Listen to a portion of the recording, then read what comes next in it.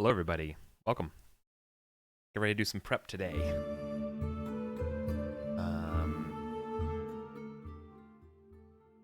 Okay. So, hello. Last night we played episode 4 of Pendragon, which three. I guess with session creation is 4, but year 486, and now we're getting into 487. So here I'm going to go through my process of what we need to do. We didn't finish the entire year per se. There were a couple things that we left off that we need to solve. For example, our knights calculated their glory. They didn't hit 2,000, so they don't get that benefit. But at the end of each year, they get training and practice done. And I haven't heard back from them what they want to do.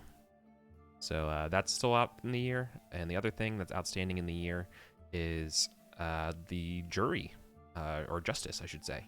Because as a knight, you have responsibilities to do justice with your peasants. And I didn't roll that for my groups. I was so busy getting everything else done that it slipped my mind, and so I'm going to start next session with that. So that's where I'm going to start today. So I'm going to turn off the music. Can't really think with it right now. Okay, so what we're going to do now is I have a justice macro. I'm going to roll that macro. And I'm going to do a D2 here real quick to see if it's Erwin or Gareth. One is... okay. Cool, so it's going to be Gareth. Let's do Gareth's justice. Cool. So a demand justice roll is done, and it's between two peddlers and about a child, an illicit love affair. The color 2 is a family member, in case that's relevant to the people in play. And so now, I don't think this is going to be, the cousin's going to come into play, but I think there's definitely a question about somebody's child.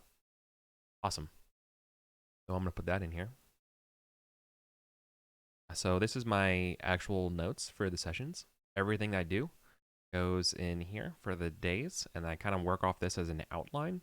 When I play games, I prefer outlines. It helps me think about things the most, and I put down my thoughts in them. As you can see, this is from last year or last time session. So I had the bandits attack for Gareth. I had some ideas, write down some notes. Eleanor, Badisant, so I remember the name. The Fell Breeze, the folklore test, the raid minigame, the what happens when you the liege when Earl Roderick thanks you for the bandits, the stuff going on in the Easter one, and this is the spot because it wasn't there. It was in Windsor. That's this year. I'll just go up here. I don't have my feast set up yet for 487. I'll just put that there for now. Get out of here, 486. Get off the page. Okay, there we go. So I made a quick little list of things I need to do. Peasant justice, advanced calculating glory, but I spoke with them about it, so that's kind of taken care of. I don't need that going on. Things I need to figure out how to do. I have no idea how I'm going to do 4 manners and make that work. That might be Book of Estates shit. And I actually have to read what happens this year in the Great Pendragon campaign. I think I have a vague idea what it does. It's involving raids to the continent with Prince Madoc, but I'm not exactly sure what happens. So I'm gonna be working on that, as well as roll up everyone's solo events. I got a bunch of stuff to do, okay? But anyways, let's get ready to roll. Let's write down our peasantry stuff. So we're gonna start with our solo events. I rolled this for Gareth. Gareth is obviously not in Cholderton. That is a lie. I'm not sure if it's early morning. I think I'm not gonna flavor it that way. I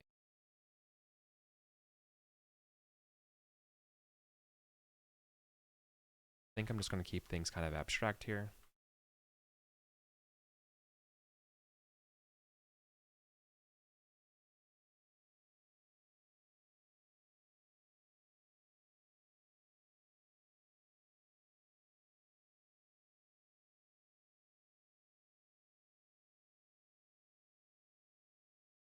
Not sure who the father of the child is.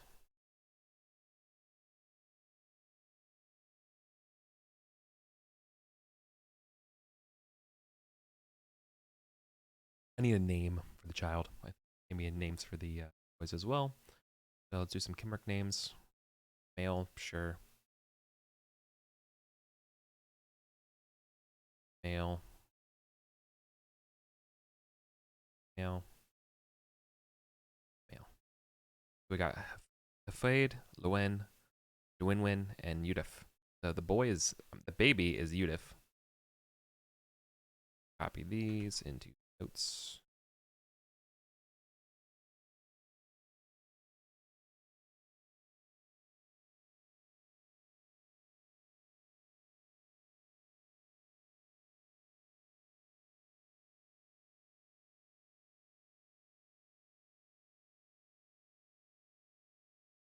I don't think I need anything more than this.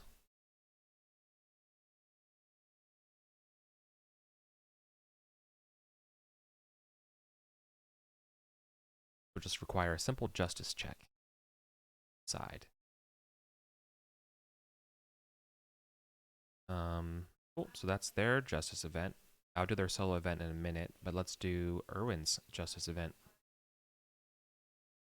A peddler, a farmer, a killing, or adultery. Man, these peasants love their romance drama. Spicy. Okay.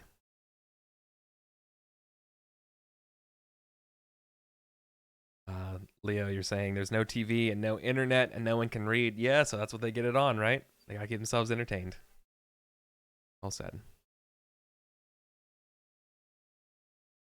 Cool.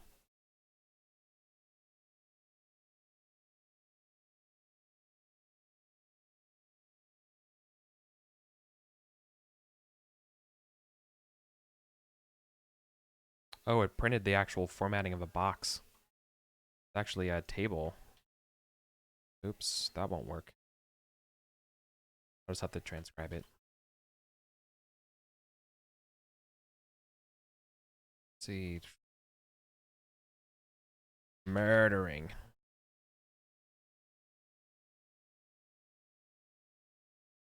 Let's roll another justice event too. Adultery. Ooh, I was looking for. Oh wait, I didn't have to. The sister. The sister is the one I needed. Adulterer. Okay. Farmer. Slept with his sister.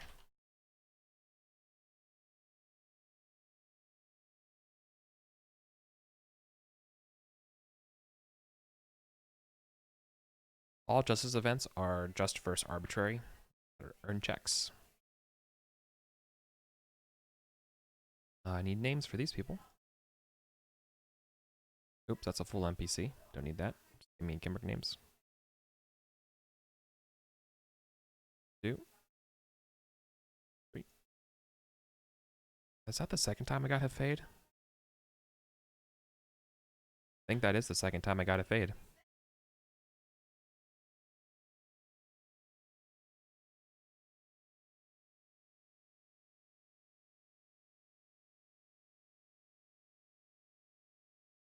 Cool. Alright, so those are the justice events.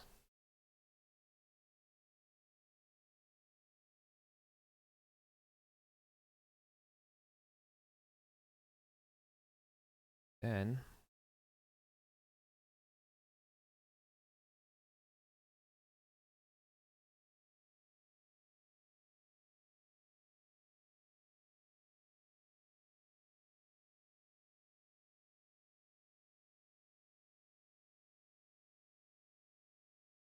solo events. This is the fun part. So this is what's going to happen. I have a solo event table on this sheet. Solo adventures. A wall. A veritable wall of recursive tables that somebody made. They are absolutely brilliant. And so this is what I do. I'm just going to roll in these tables and see what the solo events are for our knights. Garrett's name shows up first.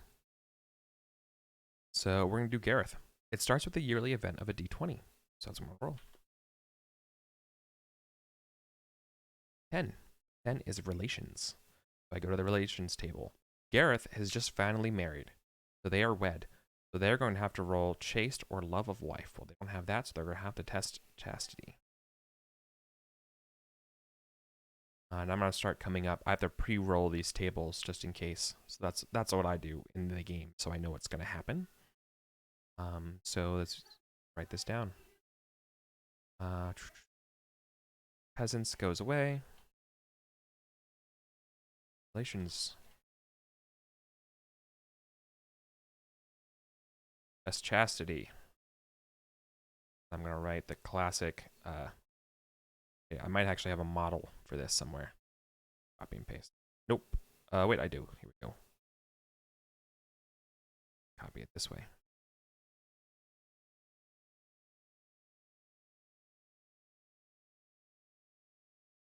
Oh, I indented one too many times.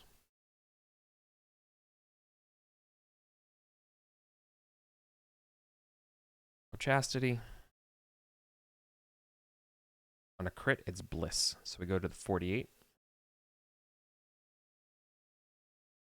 +2 for love, +4 for mutual love. There's no there. That doesn't exist. So D6 for them. 6. Last child is blessed. I guess that presumes they have a child. If they have one.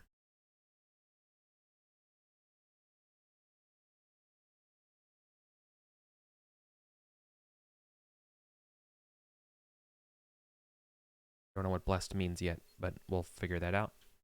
If it's a regular success for the chastity roll, the relationship tells us that it is a joy roll. So let's go to the joy table. 45. Right here, joy. If you have love of your wife in your table below, if you don't, gain it. Okay, so they would just gain love of their life. Love of wife.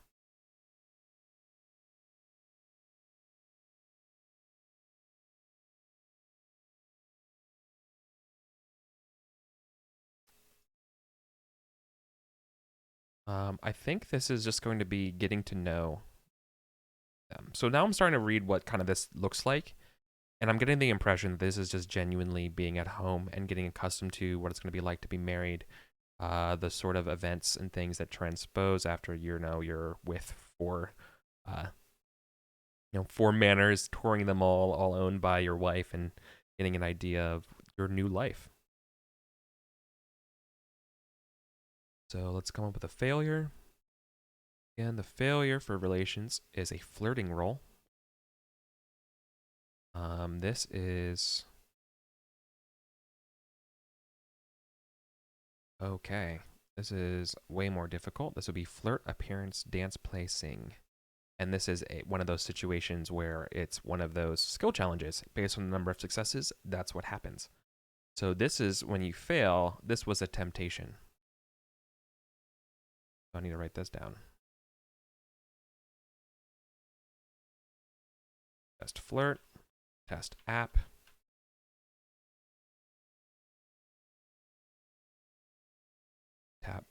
Test dance, play, or sing. So I know what this looks like already. This is genuinely the going to manor, meeting everybody part of the Garrett's new life and kind of getting into it. And I think what this might represent is Gareth accidentally falling for or having a brief tryst with somebody else in one of these manors. Is what's going through my brain right now. If on a fail, right? So let's see.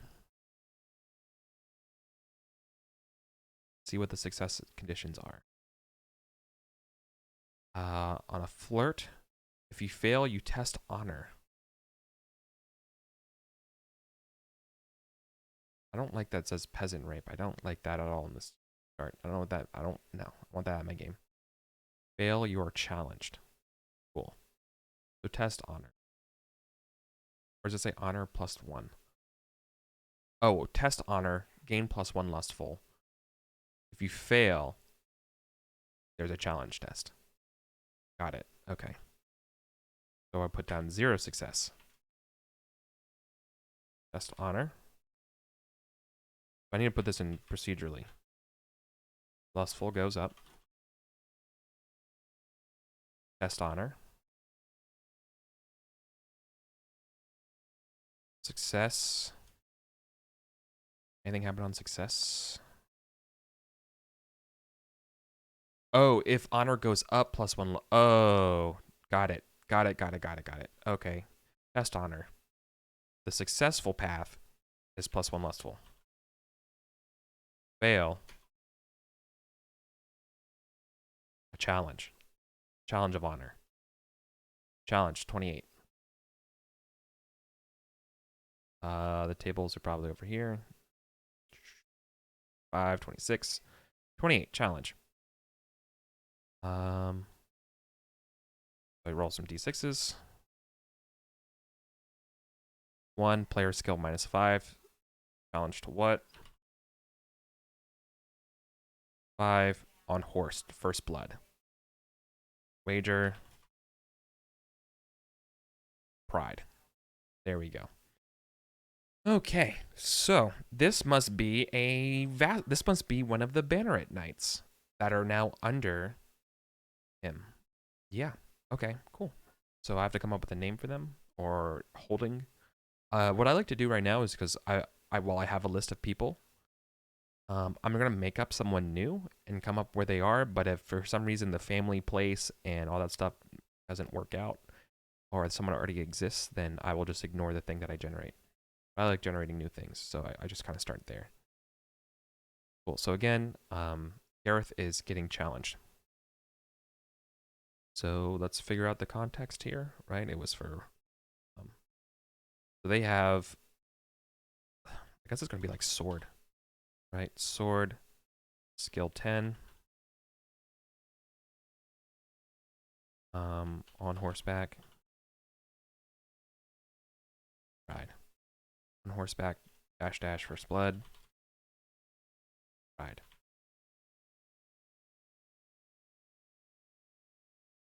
Okay, so that's what happens if you fail the chastity test. And what happens when you fumble. So we go back over to, this was the flirt test. This was the challenge, 28. I think we just finished the full 28. Yeah, we did. Then I think that's the 0 success done. 1 is a bastard. Cool.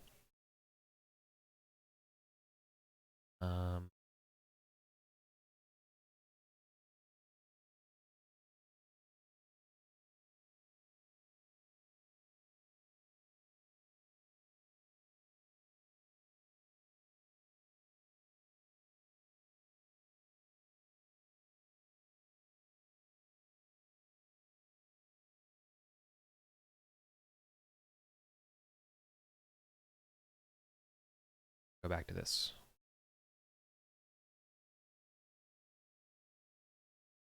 That's right. I'm not there yet. I'm still on the fail. I got lost where I was. Sometimes reading these things are hard.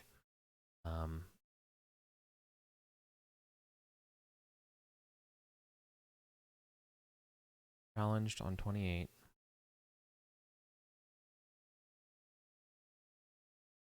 Oh, that was if you failed the honor test at 0 successes. So 1 success now is bastard, and that's what I'm on right now. So not 0 success. It's just you fail. Where is this? I'm missing this.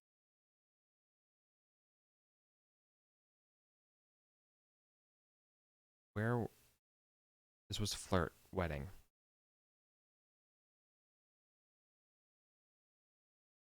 Right, we just did that one. Okay.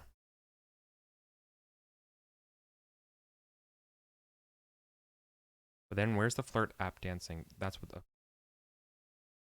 But where does this come from? Relations. Okay, this is what I need to fill out. Okay. Critical.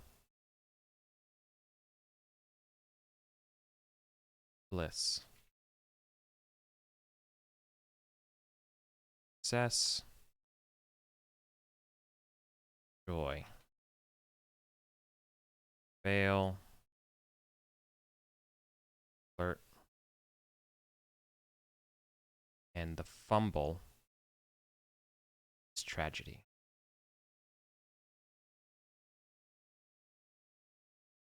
So this is what I need to flesh out. We've done testing honor for the fail on the flirt. Now we have to go back to 1 success.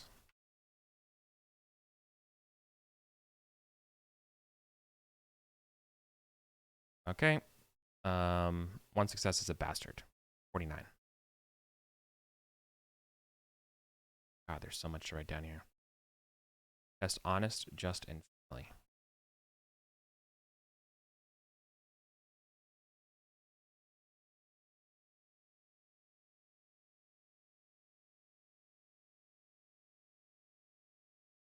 They are wed, child, and tragedy. I'll put 0 successes.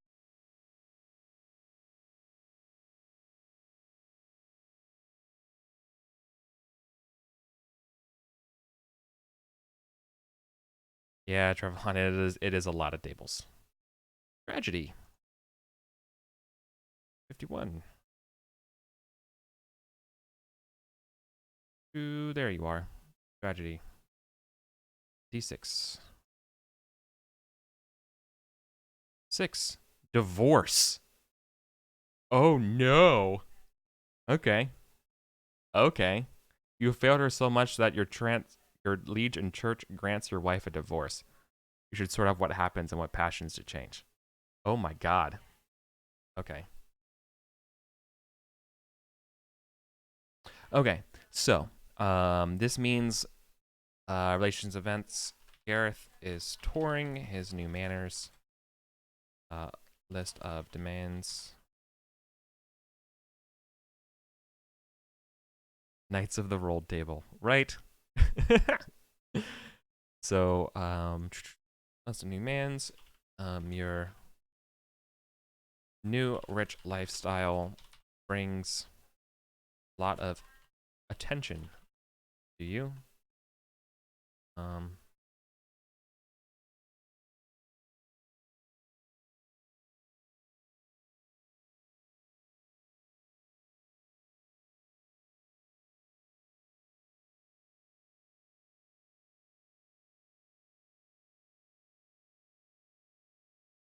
Roll chastity. On a crit, you find that you are in love with your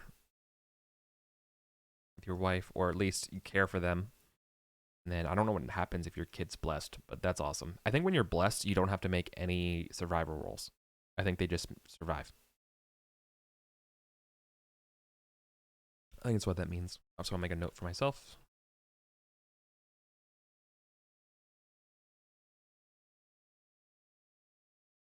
When it goes to new lines, I'm just going to make it smaller. Success, joy, they gain the love of your wife passion. Yeah.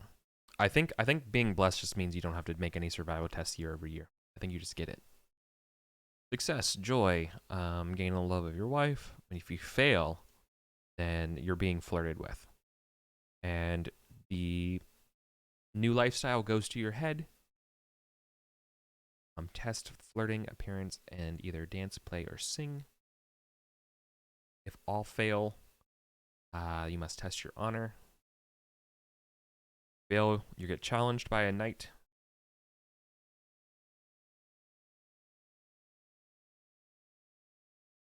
If you succeed once, you need to only 1 success on the flirting appearance or dancing.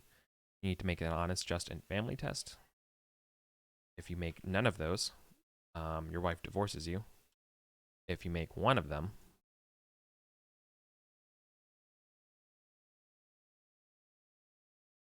finish the tragedy. Oh, wait, the bastard test. I need to write the bastard table. 1. Bastard.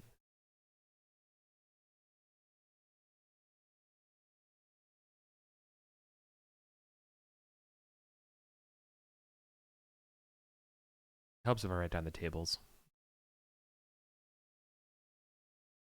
1 success on the bastard table. You refuse the child and in 20 years get an enemy. Oh, okay.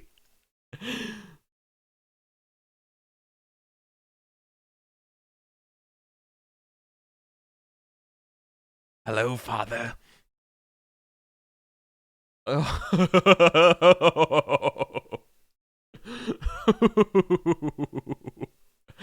Yeah, that's pretty sick. All right, let's look at the bastard one. For 2 successes. The 2 success bastard. You recognize the child as yours and it comes to your care. Gain a Babs. I'm just gonna say Gain a Babs, and for this instance, I'm gonna let Colin decide the deets. I think in the weird case this ever happens, like all of this stuff is super hypothetical, right? This assumes a fail on the chastity and only 1 success on those 3 tests for the fail. So there's a lot to go on, but this is kind of what I do, and then I think about after doing all of this stuff, kind of what it would look like. I let the dice kind of guide me first, and then I kind of paint the picture based on the skeleton of the dice. But outlines really help me out like this. So let's go with Bastard. And if you've seen my previous episodes, this is how we kind of do the quick like run through of stuff, just enough to kind of paint the impressionistic picture of what's going on. We don't really get too deep into it, especially for solo scenes. I think between the solo scenes for both of our characters, it's probably about 30 minutes of play. Is kind of what I shoot for. Yeah, a localized War of the Roses. Yeah. That would be pretty awesome, right? A bastard who's not recognized, ultimately becoming the vassal knight heir, working under their dad that they don't acknowledge. With that would mean like the earl, or yeah, the earl would have to be like, yeah, this is awkward. That's an interesting problem. I love it. I would love to have a sort of like House Civil War thing, descending while the Saxons are around. Of course, that's some good stuff. If I can make my Pendragon game just just a little bit Crusader Kings, I'm here for it. All right, so 3 success bastard. You sire a child with a maiden. They are wed. 250 glory. You're unwed, your marriage. You're wed, you just gain 250 glory. A child, a concubine, a loss, and enemy? What?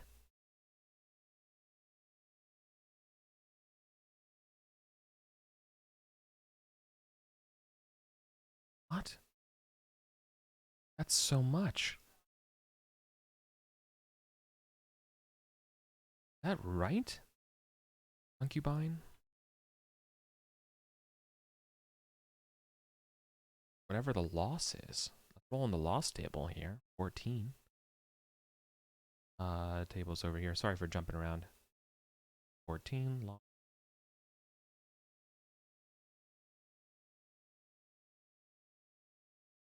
Honestly, I wish I could just like screenshot some of this stuff and just post it in my notes. That would actually be the easier thing to do.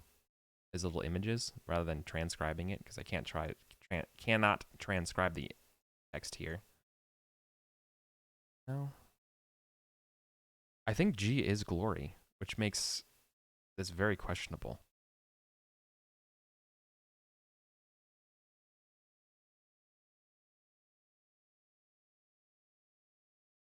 Hmm.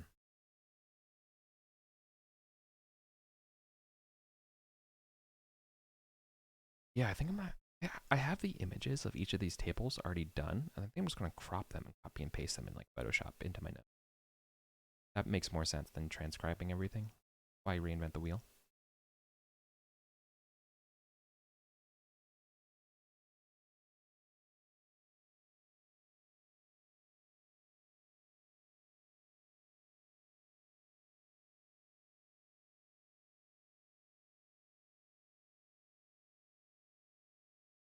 Is it on the desk? Oh, it's on the desktop.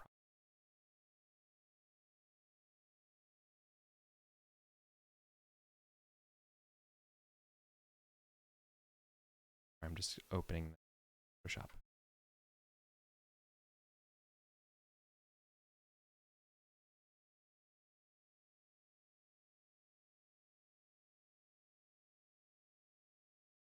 And This is the lost table.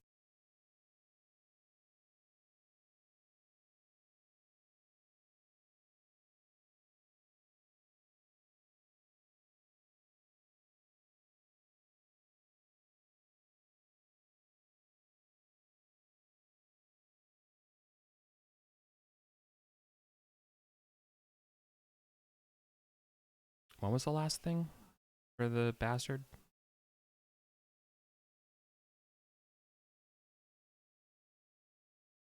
Bastard table. An enemy. 38. 3d6. 3, 2, and 3. Revenge against a deed done. Yep, that makes sense. 2. Someone lower than you. 3. The Liege's Court. Oh, 2 more d6. They hate me. And they will plot for years and years. Okay. So, a revenge enemy for a deed.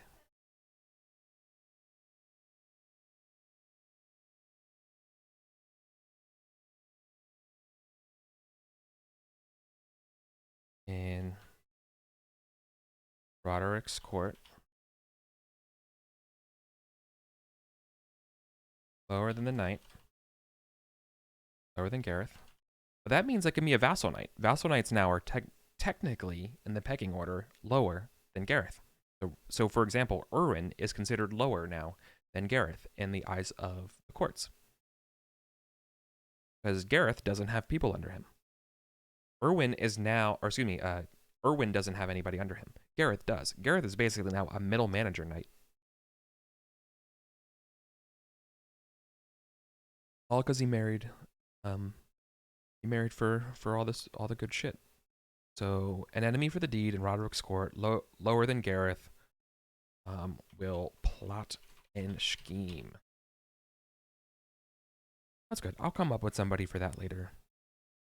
That's just the one success on the flirt test.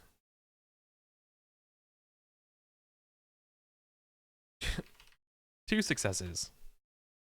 Go back and put on music just a little bit quieter.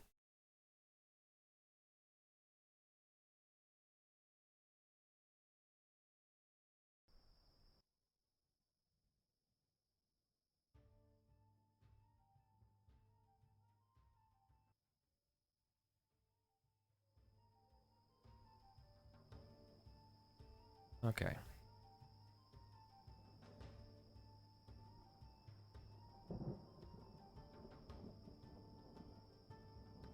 All right, so now we're back in the flirt test. 2 successes for the flirt test. And a fair. Table 46. Ooh, that's a lot. Intrigue, deceitful, and prudent. This one I won't copy and paste because there's a lot of I copy and paste the terminating recursive tables, if that makes sense. Like the end result tables, I will copy and paste. But if a table is pointing to another table, then I won't. I'll kind of fill it out and keep going. So this one requires intrigue, deceitful, and prudent.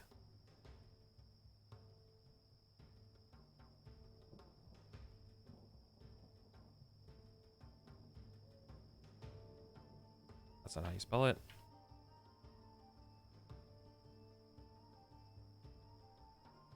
Oop.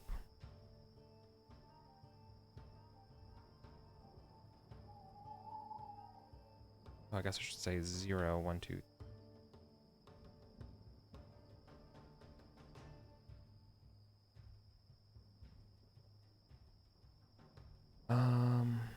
Successes are checks. Successes raise it. Fails minus it. And a fumble is a fumble. What former friend ally becomes your enemy? Does this mean this happens to him? 2 successes means the flirt comes back on him. This is something that happens with his wife. Looks like. Oh, no. This is him being in an affair. Got it. Okay, that you're caught by a former friend ally becomes your enemy. Jesus Christ.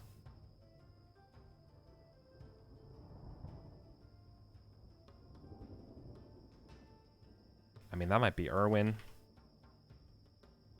That would be interesting. Friend becomes enemy.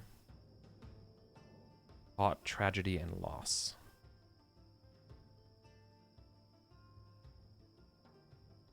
Another divorce. I swear there's other things on this tragedy table.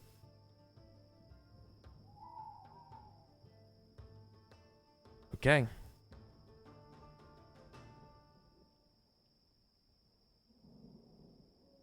So a few games focus on social class as a means of rivalry and conflict. Yeah, this is juicy shit. Okay, 2 successes. 2 successes on the affair is you have a discreet affair with a lady. 500 glory. These amounts seem really high. I'm halving. All right. This is what we're doing. They're getting 25 glory. I'm giving him 1/10 of whatever this says because that's way too much.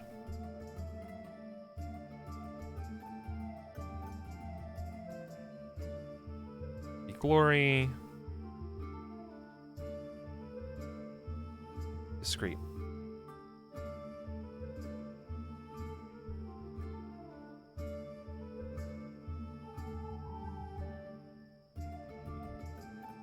You are the paramour of a high lady.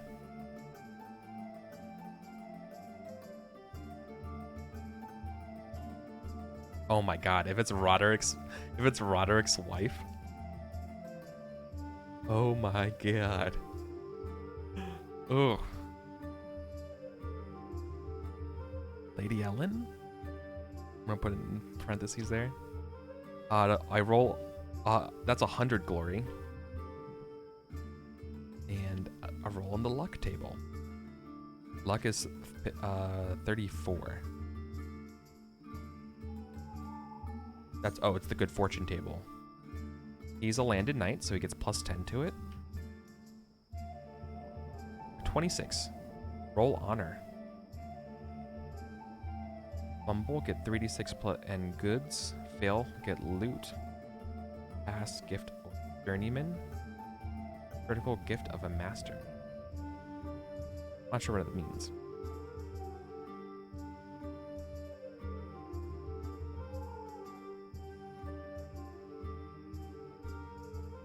$13. The loot table is 9. There's loot table.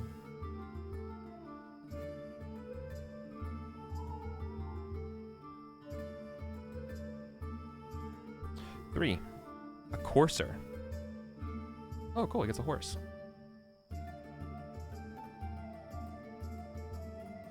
So he either gets 13 Libram, gets a horse, a gift of a journeyman, or gift of a master.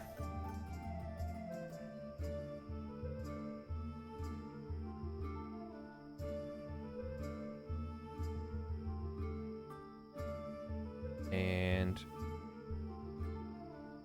crit is gift of master, gift of journeyman. I have to look at the book. What is that? What is even a gift of a journeyman? Like, what does that even mean? What are things you can buy? My guess is, let's just say it's jewelry.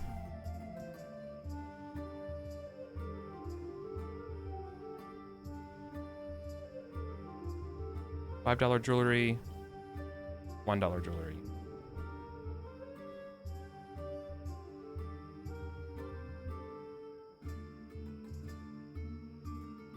Fail. Courser.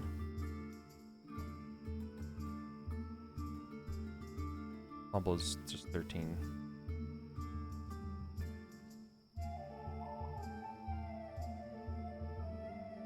Okay, now we go to 3. This is a complicated ass solo event. Okay, so we finished 2. Back to the flirting.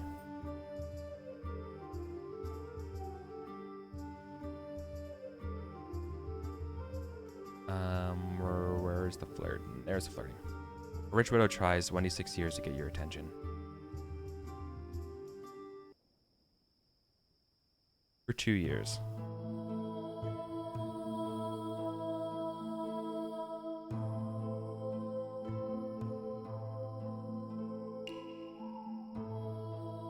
That's amazing. Okay, so that's the flirt.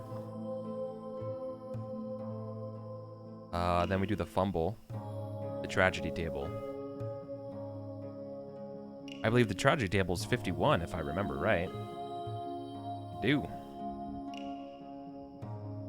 5. She runs away.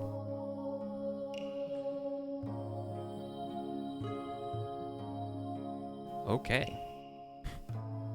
That's an interesting solo event for Gareth. See what happens here. Let's see what Erwin does.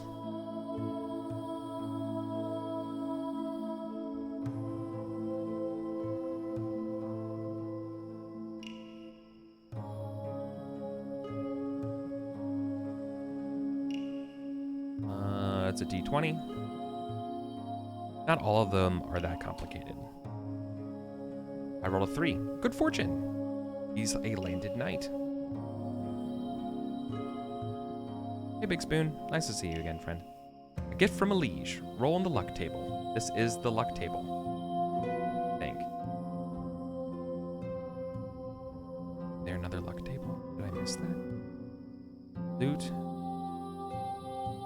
Conflict, skirmish, muster, amuse. I don't think there's a luck table.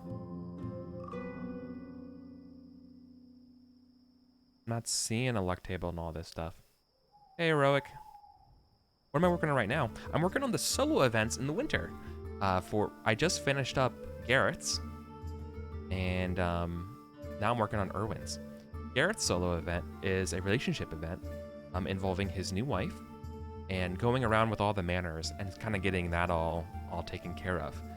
And with his sudden rise of popularity and money and fame, that will be tested. His sort of rocket of rock stardom, he's gonna have to test his chastity.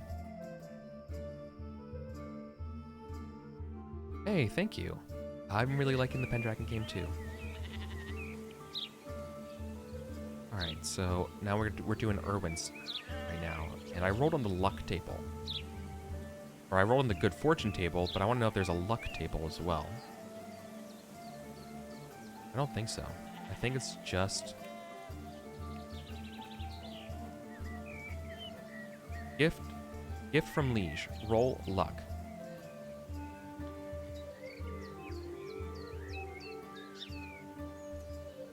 I would love to if I knew what the luck table was. 12? The 12? No, that's chore. Luck. 34? And luck. Luck is bold. Is it just luck roll? Gift of luck. What is luck? What is this luck that everyone keeps referring to? I wonder if it's I wonder if it's based on like the Kimrick luck table. I bet you that's what it is, y'all. I bet you the luck table actually refers to the Book of Knights and Ladies luck items. Y'all, I think that's what it is. That's fine. I have that open. I think it's a D20. Got a 6. It's a wonderful cat. It always gets its rat. It adds 1 income per year to the manor where it lives. Roll a D20 each winter. On a 1 to 3, the cat dies. On a 4 to 6, it has a new kitten that will grow up just like its mother. Erwin gets a cat. A gift from their liege.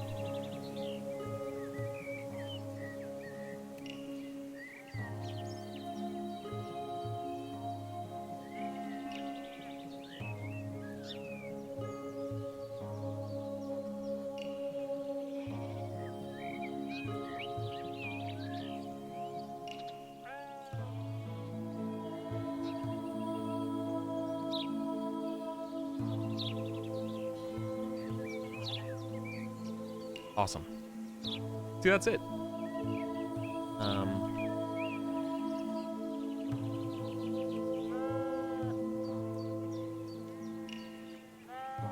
That's simple. This makes me think I messed up on the luck table for the affair, but whatever. We're just gonna have to deal with it. Okay, so those solo events are done.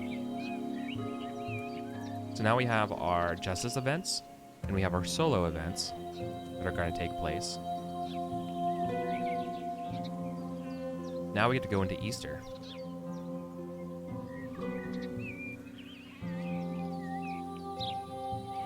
I need to make another section.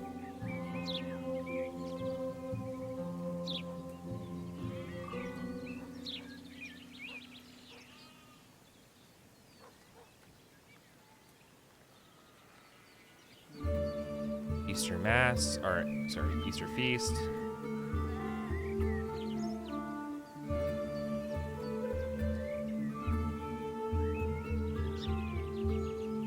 Held in Witch Bank in Timsmouth.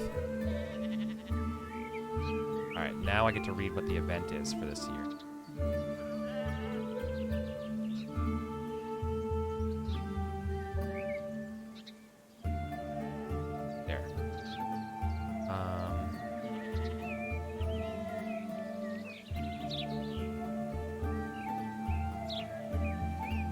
So that requires me to open the Great Pendragon campaign. Sorry, I don't have it set up so you all can see my monitor. I have it only set up so it shows what's going on in Chrome.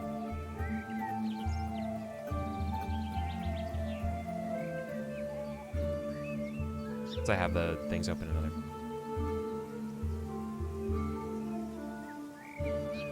Okay, so here we go. 487. Why does it say the court is held in Sarum in this book, but the Book of Uther says it's not?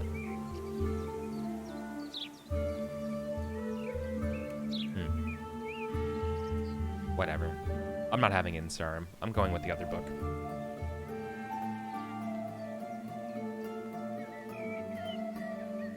Looking at the gossip, did you hear Praetor Sigarius went and visited the kings of Malahut and Cornwall, but they turned him down flat. Too many Saxons on the Irish on the island to leave their domains unprotected.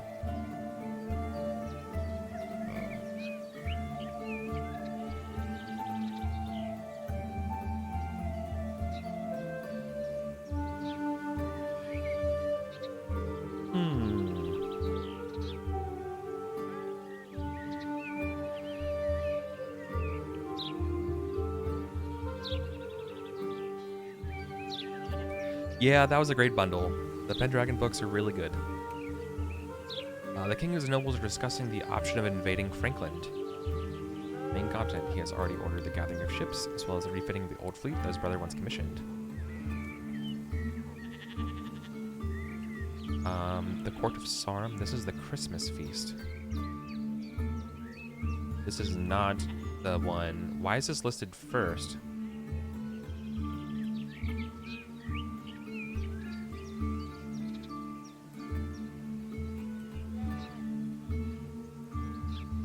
Why does it say Christmas feast? Damn it, book. It is the 486 Christmas feast. Or 487. The Great Sword Feast. So it's saying the event, and it's the Court of Sarum at the Christmas feast, but we're not in the Christmas feast. We're in Easter.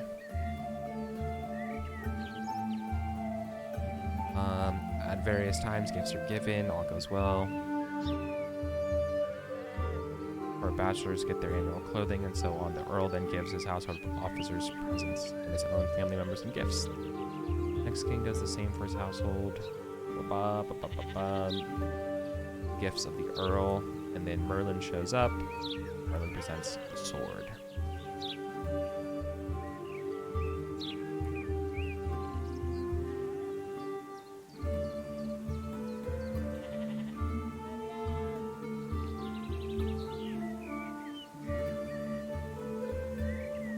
Pendragon, you haven't been able to catch other episodes. Has anyone run off into the woods and live as a hermit forever yet? No, no one has critically failed a passion.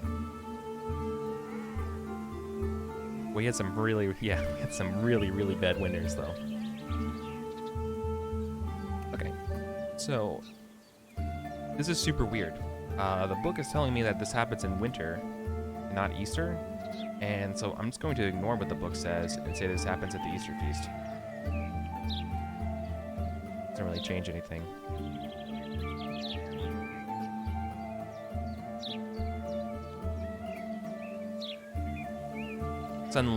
Otherwise, this should have been put into 486. Because there's the royal court. King Uther's unhappy.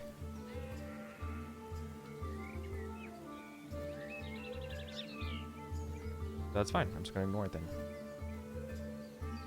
So here's what do I do when I do a feast. I'm going to go steal the stuff I wrote down for the feast down here. Alright, I can take the guests and the gossip.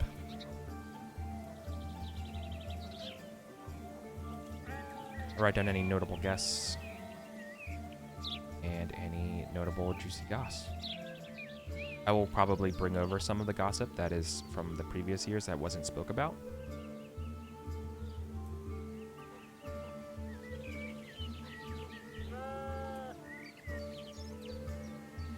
This is gone.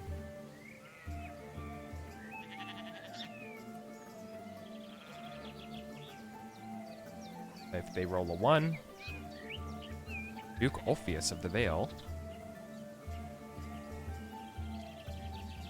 mentions the glorious sarcastic King Aethelswith.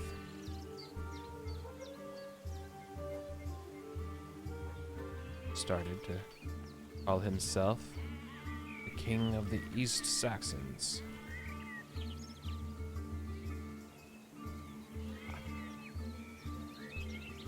Like we care.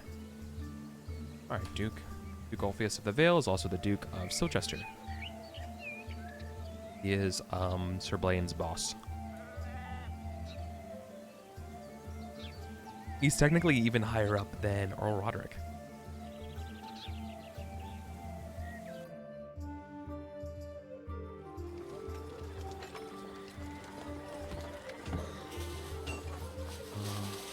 I don't think there's, because technically Roderick reports to Madoc. If I recall correct, maybe they all report to Madoc. No, I think I think what happens is Roderick reports to Prince Madoc, and Madoc and Duke Ulfius are at the same level. I think that's how that works, because an earl is nothing but like a baron. Or a count in any other language. No, he's not a count. It's definitely a baron. Definitely a baron. Baron is, so it's, a count is the smallest thing. A barony is made up of counties. Counties get formed into a dukedom. Dukedoms get turned into a kingdom, is how I understand it. So an earl is another word for what did I just say? A baron. It's just the Saxon word, technically.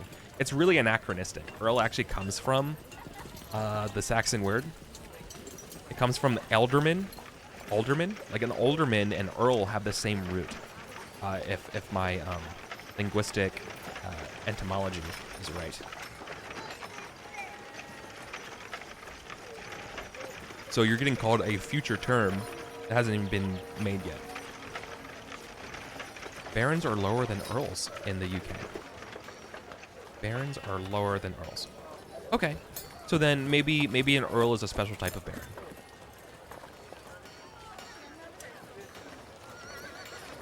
Peerage in England. I know dukes are the highest. An earl. Viscounts, barons.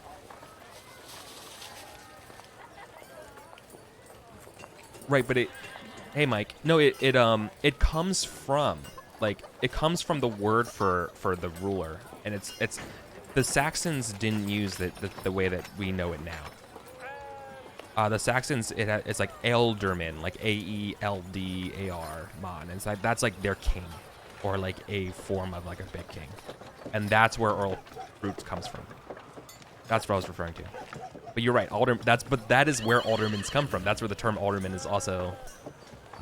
It's all the same shit, but obviously different context now. I don't know. Okay, but that's interesting. So yeah, so Earl's. So I don't know what I'm talking about then. I'm trusting. So I know for a fact Leo is a Brit. So I'm gonna defer peerage hierarchy to our resident Brit. Okay. So thank you, Leo. Yeah. So anyways, let's get down with the juicy goss. The Duke Ulfius of the Vale doesn't care. I'm gonna make a note about Sir Blaine's remarks. Remember, Sir Blaine's is the rival of the Earl. Sir Blaine's is the steward of Lycomagus, and that is the most eastern or most western town of Silchester that borders the realm of Salisbury. So Sir Blaine's remarks how soft the Earl's men have become, referring to the feast of strength.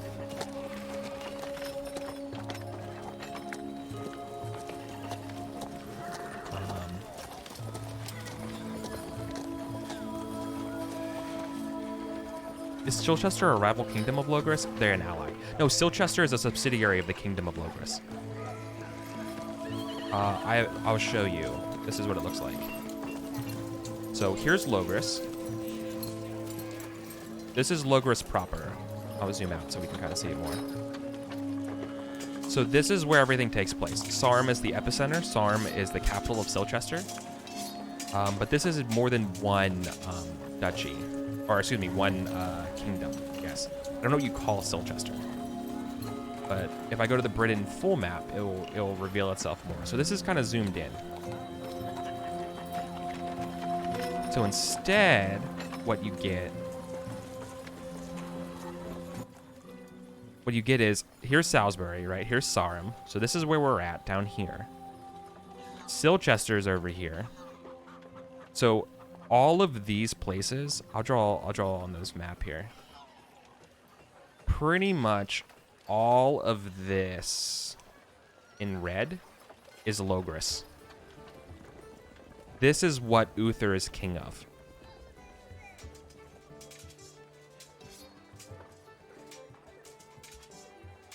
I don't know if I have a other map. I don't have a other map of England that shows it, but that's roughly like this area. In purple, this is all Saxons. This whole area is Saxons. This is Saxons now. This is Saxons.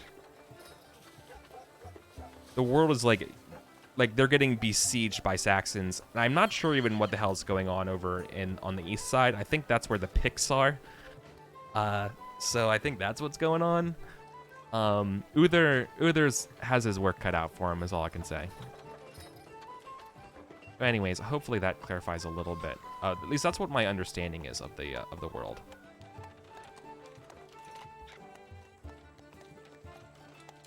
Yes, beset by all sides, which is why he needs a sword. A sword that can help him defeat his enemies and unite his rivals under him. If only there was such a sword in England. So Sir Blaine's remarks on how soft Earl's men has become. This is just going to be foreshadowing. Nothing to do right now. But next year. My plans are Sir Blaine's is going to ambush some of the knights in Silchester. This just keeps going back to the rivalry between Sir Blaine's and the Earl over Lady Ellen. But wouldn't a tank be better? According to historically accurate anime I've seen, tanks are greater than swords. Yeah, if Excalibur was a tank, that would be pretty good. I'm going to copy over some of the ones from last year. last year's feast because they're still good. Merlin, don't need that one. I will make up new ones for people. The Fall of Colchester. With that one, here we go. These two are coming in.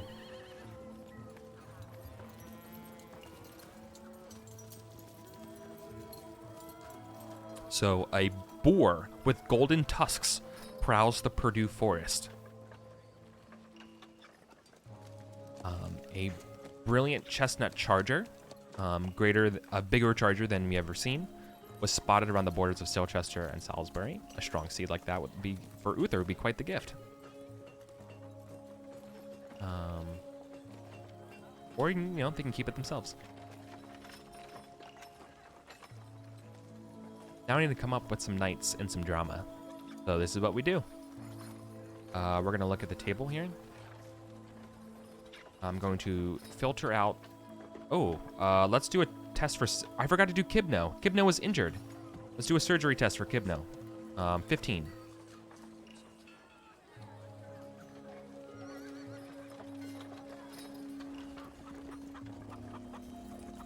One. I think they succeeded. Okay. So they are no longer injured. They're going to be okay. So they're alive. I'm going to filter out the dead knights, which leaves us with a count of 33 knights. So what I'm going to do is I'm going to roll a d50, and anything that's above a 33 is going to be a new knight. I just made up d50, but that's a way for me to have space for new knights as well as existing knights. And I feel like the balance of about half, but a little bit more weighted towards existing knights is what I want. 49, we're dealing with a new knight. Cool. So NPC full. We got a female knight, Glessig. Oh, named out. Oh, same name. Interesting. From Ember. An energetic knight. Awesome. Super Christian. Awesome. So this might be something the holy, maybe. Sir Glessig the Zoomy, the energetic trait of 19.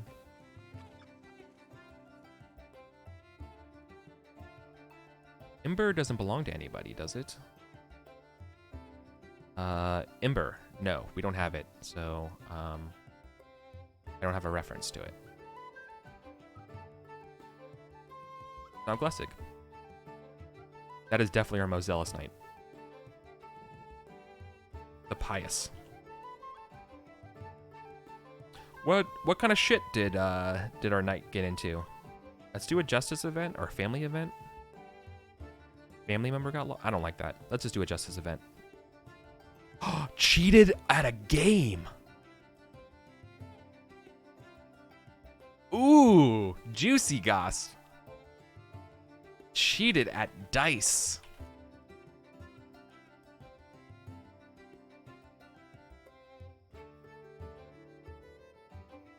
Oh yeah, with the local priest.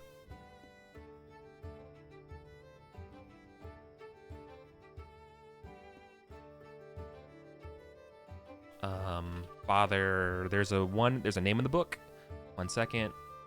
If you're just joining us, this is my Pendragon prep where I just make up random shit that's gonna show up in our game.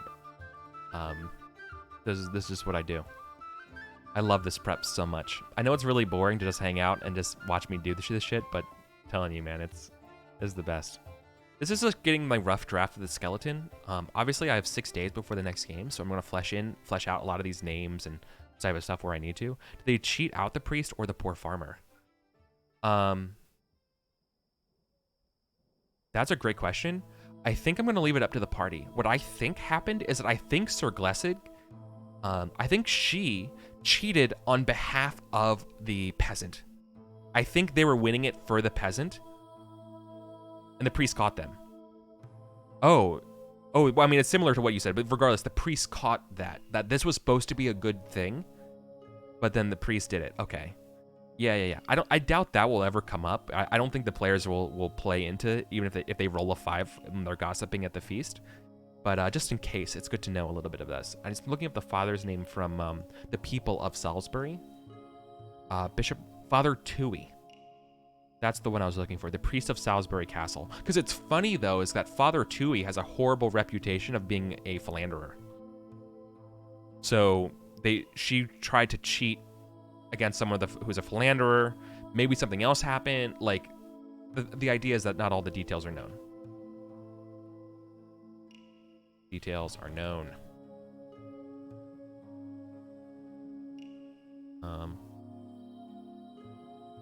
Oh, whoops. I want to do the other way around. By the local priest, Father Tui. Priest of Sarm. Tui. Involving a farmer. Not all details known. But hey, here's something else I want to point out. I posted this on the forums for Pendragon as well. But Pendragon does not exist in a realm of positivism. The idea that justice follows details and that there's rules for laws and evidence, that doesn't exist in the way that we know it today.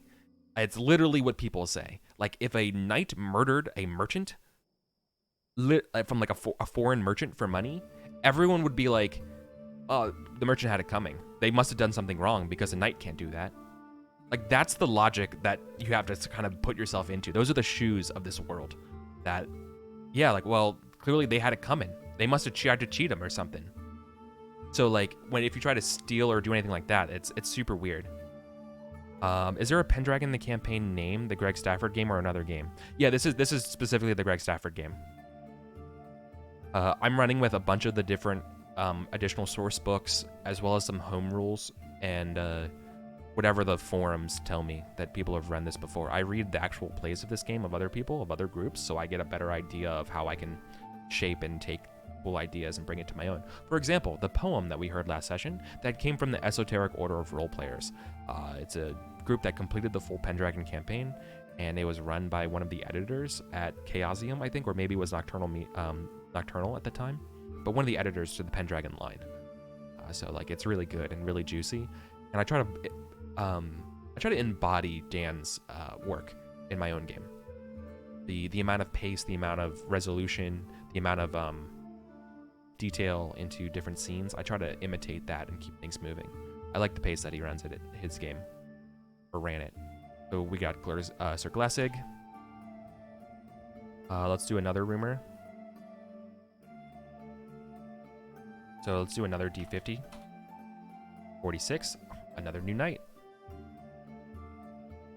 Non-binary. I already have a Colwyn, so I'm gonna do pattern from Steeple Langford, which we don't know. Not very prudent. Not very loving of family. Pretty average. Kind of Christian. Shorn and bald. Huh. Okay. Kind of reminds me of Varys. All right. It's the steward pattern. Oh, I should write down these people into this tracking sheet. Steward.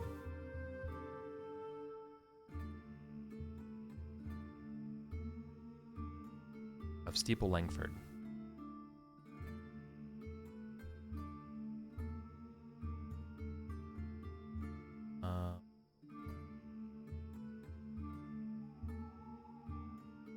This was Glessig.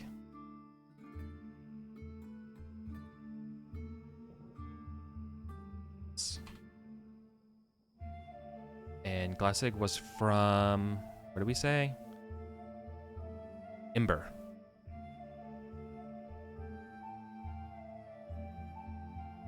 Did I literally make a tracking reference shot for basically looking up and creating data validation fields for this? Yes, I did. Imber, thank you. They are a steward. All right, so pattern, right? They're a steward, like the big Varys energy. That's what I'm writing here.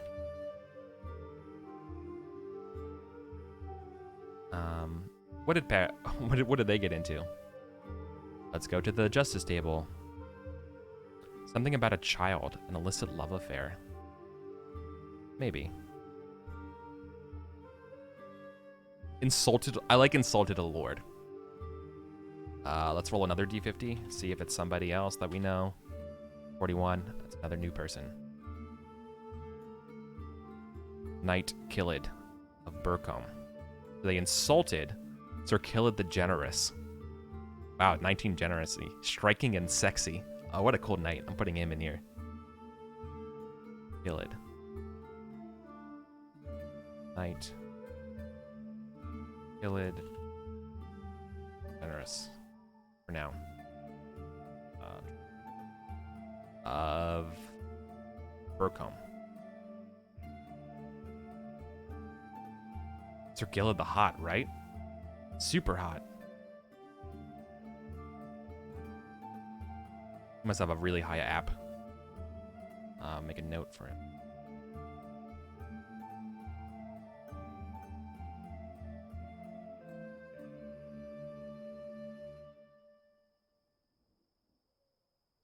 Cool.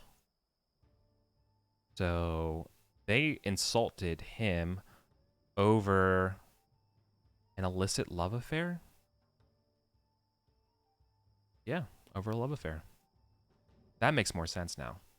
Okay, I'm feeling it. So Killid and so Pattern. So Steward Pattern insulted the Lord of Burcombe. Sir Killid. Yeah.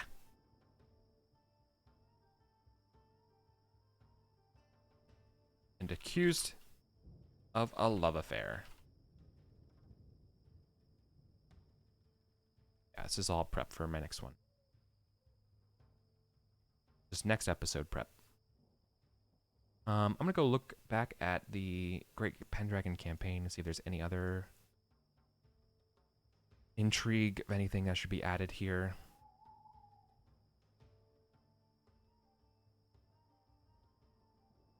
Oh, totally. I should put down stuff that Madoc's talking about. The Frankish and the Franklin invasion.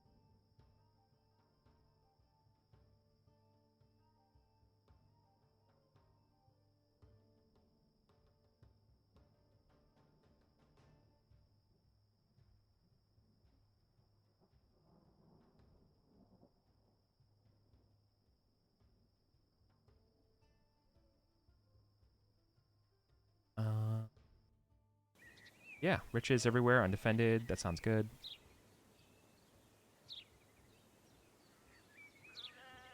This is coming along well. So we have the Easter feast. So we have, again, so just a recap, we have our justice events that we're doing. Gareth has to deal with who's the father with some peasants. Erwin has to deal with a murder. A peddler stands accused of a murder of a farmer who slept with his sister. Slept with, I should be more clear, the peddler's sister.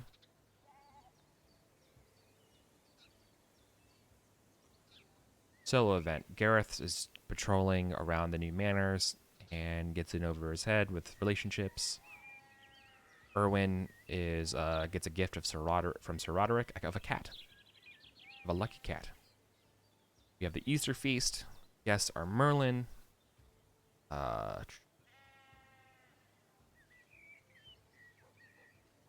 Prince Madoc is here.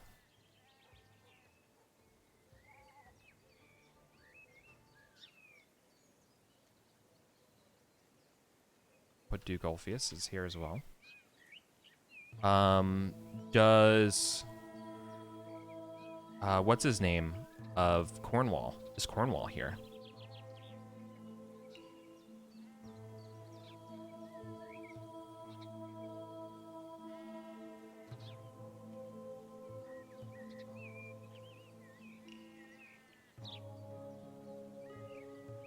Roderick gives Uther a beautiful cloak trimmed with the fur of white bears. The dukes all have gifts to better that. Finally, Prince Madoc calls his men, and they bring forth. Right.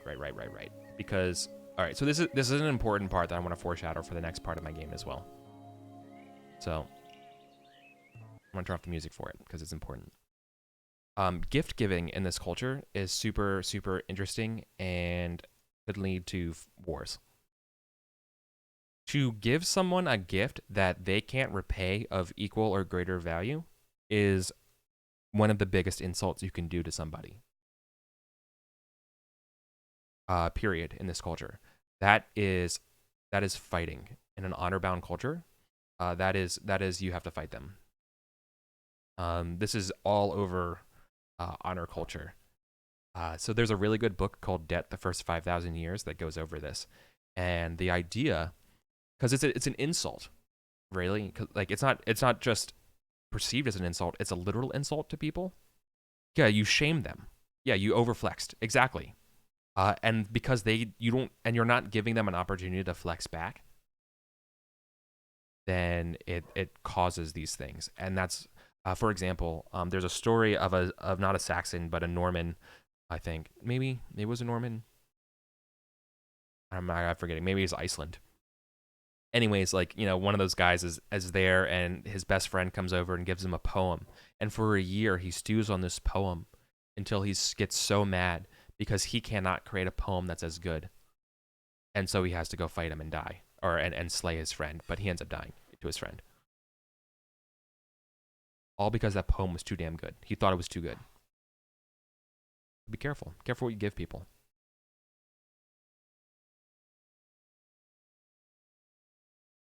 So I'm going to put down the event.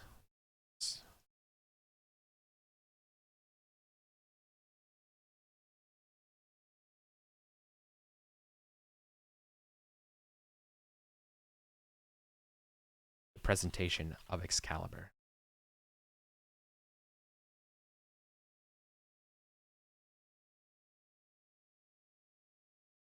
Why am I still... This isn't normal text.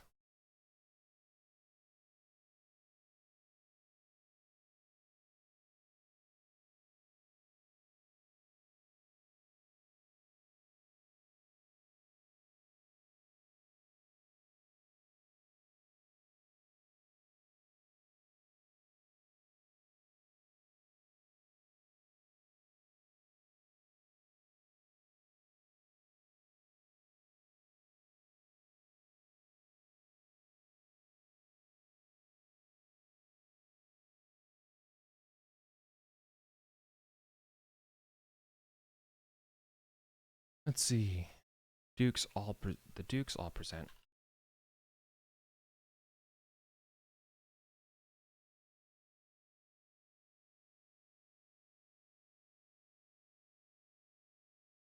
Prince Madoc snaps his fingers. Loyal Bannerman bring in stretchers. Stretcher framed boxes of treasure.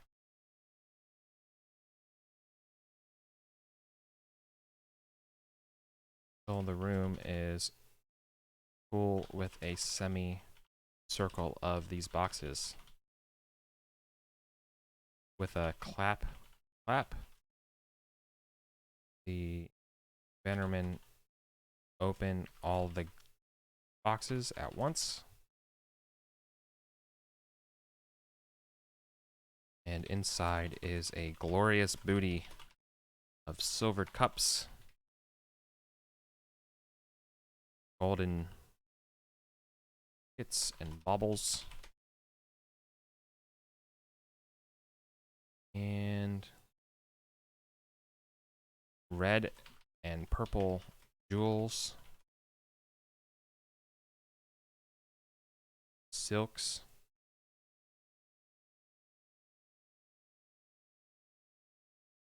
and rich threads. Yep.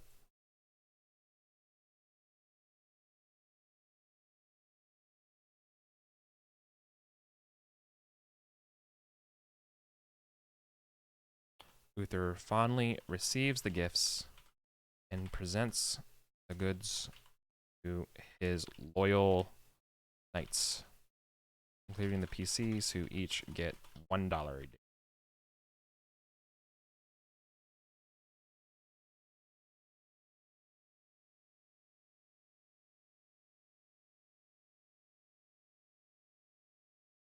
So what I'm doing here is a presentation of Excalibur happens after 2 rounds of the feast.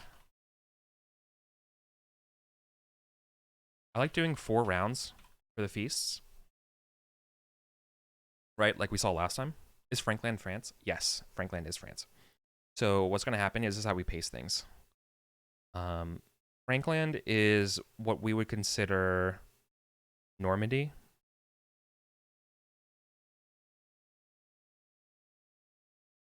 So we're doing the presentation of Excalibur, 2 rounds into the feast, I should say.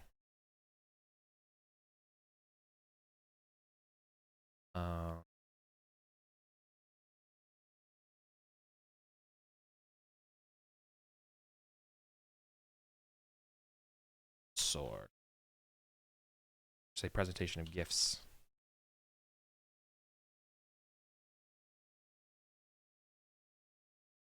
But then after round 3. So then we're going to do another round, and then the place quiets down again as the Seneschal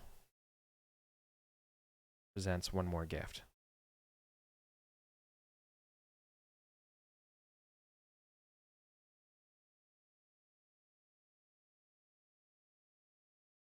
Guardian and protector of Britain. Strides up to Uther.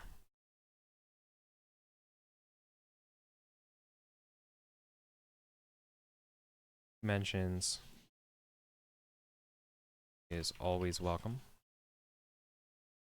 His court.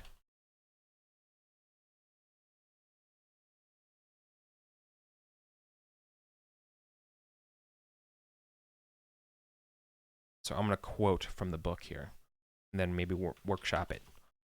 Gold and silver, clothing from far distant lands. These are surely gifts worthy of a king. Yet you, Uther, deserve more, for surely no one in the world has ever sat as high as you, not even the emperors of Rome. Yet even you lack one thing. Such a great man deserves nothing but the best, and he who would bring peace to the whole of our great land deserves all that would help him to obtain it. And so I, your humble servant, am pleased to offer you from my weak hands this. And he pulls from beneath his robe a gleaming sword. I don't like that. Not after what I did last time. But has Uther learned patience? Exactly. Thanks, Sankard. Exactly. So I feel like Merlin knows what he's doing. I think I prefer to keep doing it this way. And I think what is going to happen is I need to present that Uther hasn't learned patience, but he's going to lie about it.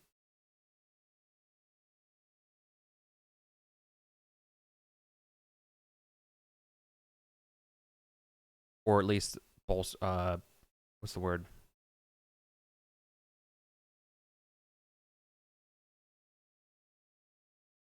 Braggadociousness, you know? Like, hell yeah, I learned patience. I got plenty of patience, you know? Well, like, for me, I always think that Merlin has a plan. Merlin's plan is that Uther is the chosen one, and he's going to do it, and he's going to actually unite Britain. But he just needs Merlin, and Merlin's pretty much set on it.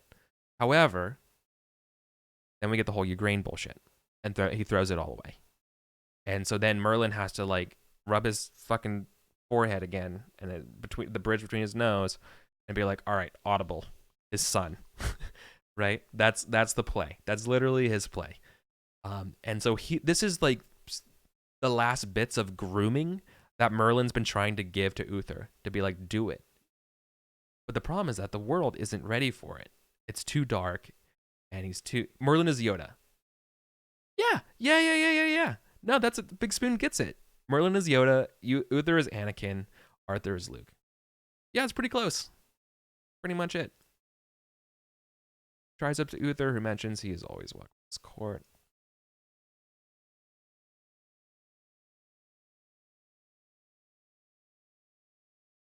These gifts are worthy of any king.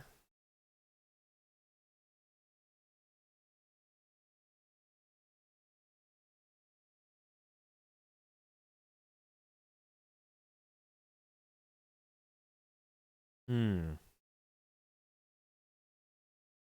Part of me wonders if Uther does Uther impatiently call out if Merlin's here in the presentation of the gifts.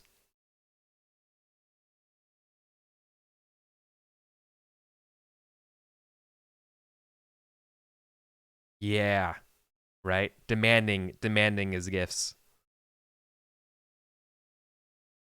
Yeah.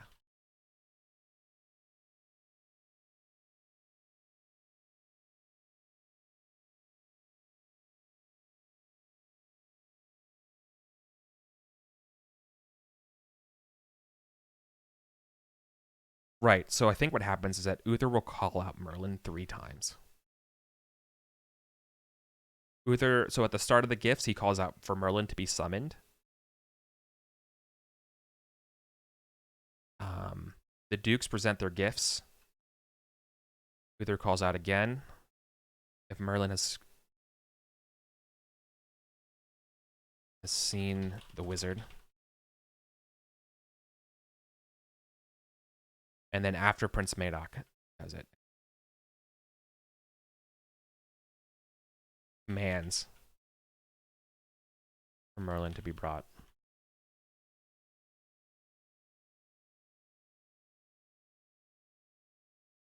Awesome. Yeah, exactly. Where is that damnable wizard? Yes, yes, yes, exactly. Right? Uther's having a time of his life right now. Present time. It's his birthday, basically. The sword, presenting the great wizard Merlin. So, if anything, is Merlin mocking him? Madoc is Uther's son, his bastard son.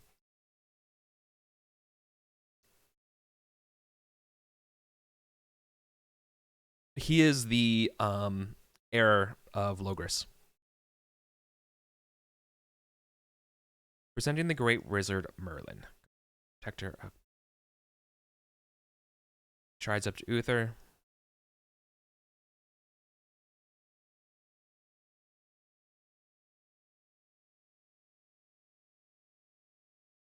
I think what Uther will confidently do is say to him how he waited with such patience and no one in this place would disagree.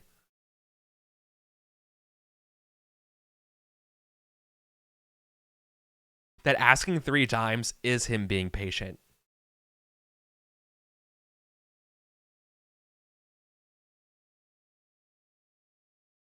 Is all would testify. Like, I did what you asked. Come here, gimme sword, please. No, I think he has to. I think he's still giving him the sword.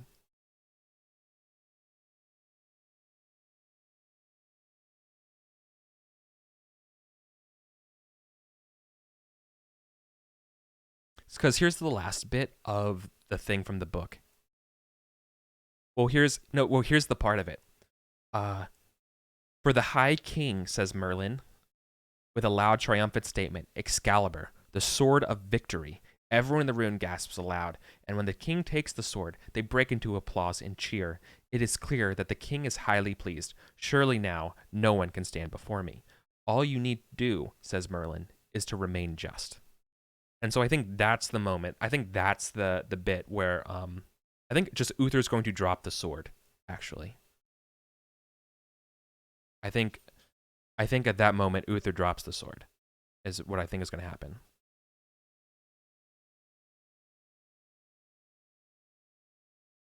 He's not going to, but he's going to, like, he'll pick it up again, right?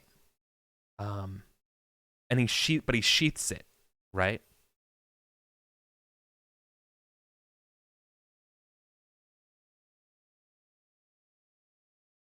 And I think the idea is that Uther can't take it out until he does that.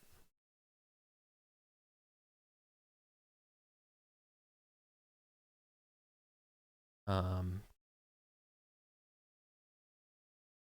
not trying to make Merlin swindle him or anything like that. I just want I want Merlin's gift to prove to Uther that this is serious business to him. Because like Uther hasn't really been challenged that way before, I think, in his life, right? He's just like a badass. He's the king of war, right? He's not actually just in the way that Arthur is. In the way that a world, this world is brutal and savage in a way that, they don't have the language. So I keep thinking about this, and so I think like Uther kind of realizes that. Yeah, he's Robert Baratheon. Yeah, exactly. Yeah, that's a great analog, right? He's a warlord. He's the warlord king.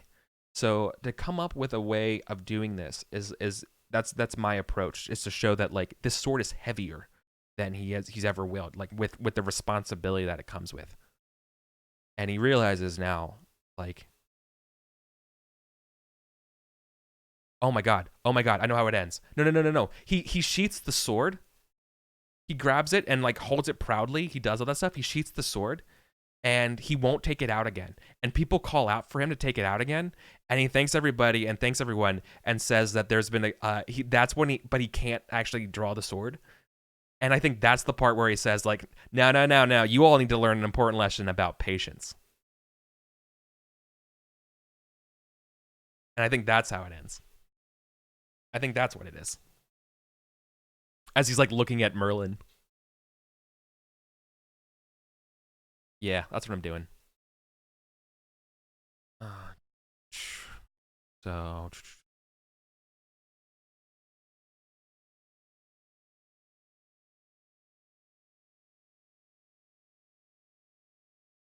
Sword of Victory.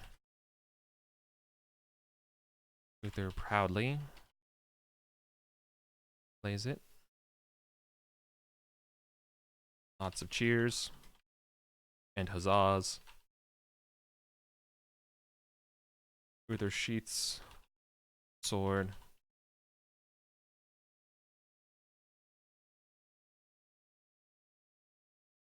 And then I'll say at the end of the feast.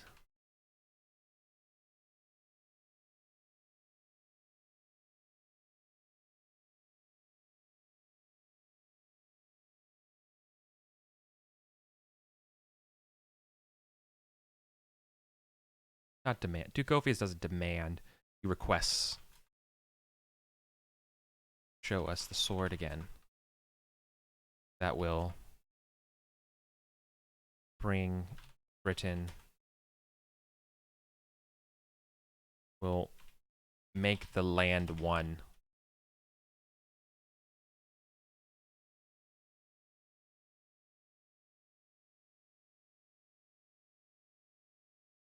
Uther struggles to draw the sword. Chuckles to himself and looks at Merlin before responding to the Duke of the Vale.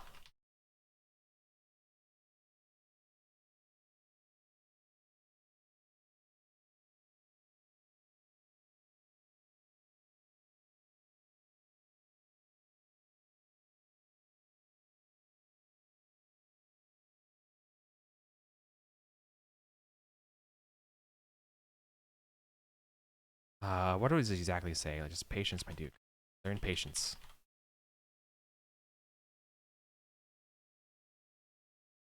Yeah. Cool. That is how I'm doing it. That's my take on Uther. I have some other content that I want to like adjust to the game to make my Pendragon, but I'm not sure if I'm ready to do it in the prep yet. I've been thinking about it, and I've been talking with the group about our decisions for how we treat gender in our game, because right now we're completely kind of ignoring it. And rather than doing that per se, we're thinking about not retconning stuff, but creating more problems to tackle in the fiction because of gender. The reason why we want to do that is because we want to see the conflict arise for people, not for the there's no like historical accuracy or anything like that. Like that's not, we don't care about that at all. It's just Arthur.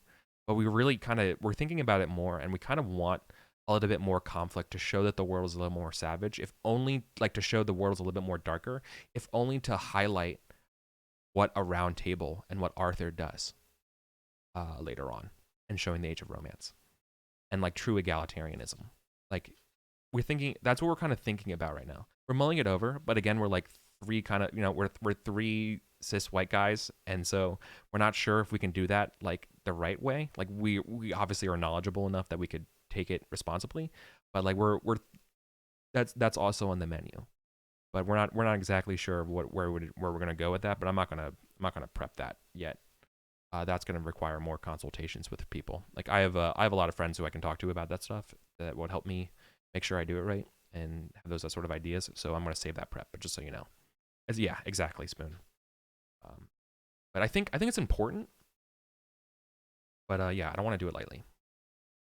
So, anyways, we're getting into the player's choice of adventure for this part of the game. We have finished the feast. So this is the feast section of the game. It is over. This is where there would be accruing geniality, and all that kind of stuff. It's a good time. They gain 50 glory for seeing it. 50 glory. Display.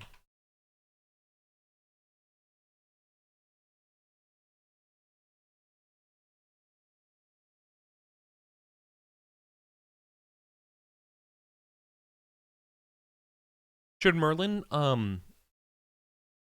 should there be a sort of chorus to Merlin's speech when presenting the sword about a sword that will undivide a land for a king who's like undivided about himself, like that same kind of like repeating of that phrase that I did last time about how can someone conquer a land who hasn't conquered himself?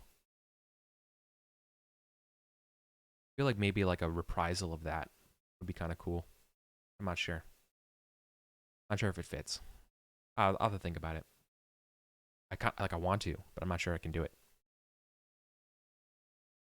Anyways, end of the feast happens. Now we have some choices.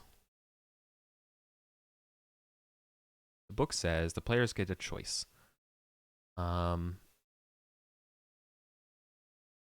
They can go along with naval raids on the coast, or they can do other things. They can set out with riders to the Duke of Lindsey.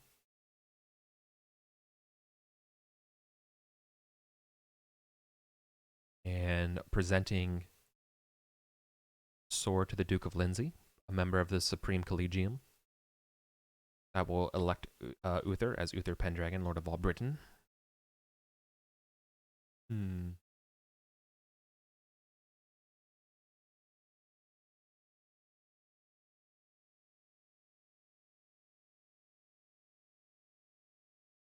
Hmm.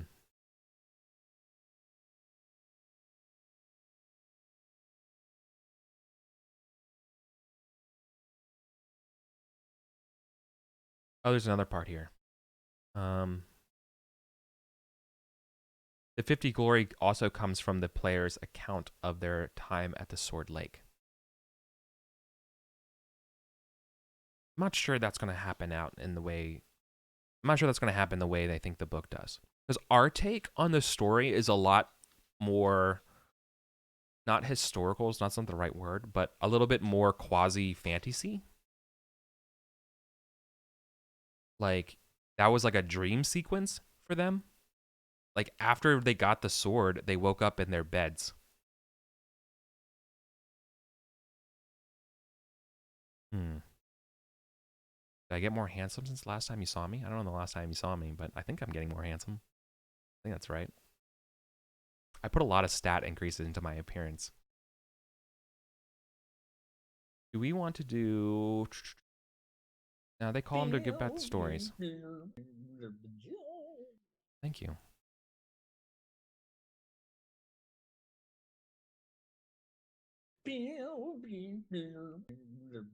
Very, very kind of you, Walks with Fate. I think we're gonna do. I think Excalibur. The story of Excalibur is too good. I feel like they're gonna have to talk about the sword, or maybe just the Merlin calling out the thing, being like, "Hey, keep keep an eye on these two knights. Yeah.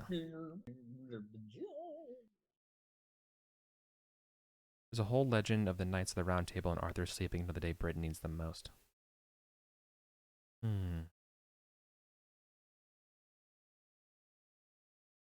How do I want to express this in the game? Right? So this is what happens. This is what it says in the book for this part of the story. King Uther holds up the gleaming sword and stares at it in wonder and says, "Now I'm prepared to visit some friends of mine." Ophius, the Duke of the Vale, chuckles. Uther names the nobles who accompany him to visit the Duke Lindsay. Among them is the Earl of Salisbury. This is cause to celebrate, bring forth tables, make place at my right hand for Merlin. And then the player, then assuming the player knights helped him in the adventure of Sword Lake, which they did, he turns to Earl Roderick and says, of those knights, this is Merlin saying it, watch these men and give them rain to help Britain. And as the feast begins, when the feasting is over, with permission, Lord Merlin calls forth the knights to give an account of their adventure. For their presentation to the High King in public, everyone earns 50 glory. Yeah, no, I think I'm just gonna skip that. I like mine being a little bit more low key. However, learn patience. I shall. This is the better Brian Blessed part. This is patience, my Duke. Learn patience. The next time I draw this blade will be to show our friend, the Duke of Lindsay.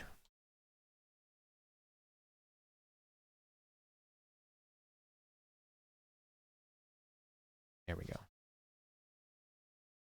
Yeah, this is good. If the more intrigue-focused Merlin, maybe just give him instead of speaking to the Earl off to the side. Yeah.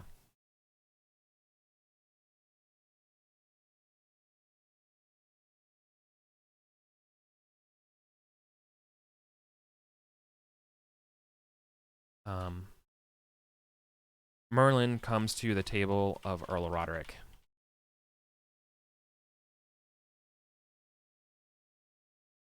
And singles out Sir Erwin, Sir Gareth,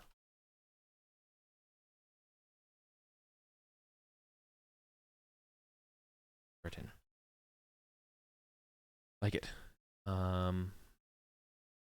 Watch these men well and give them rain to help Britain.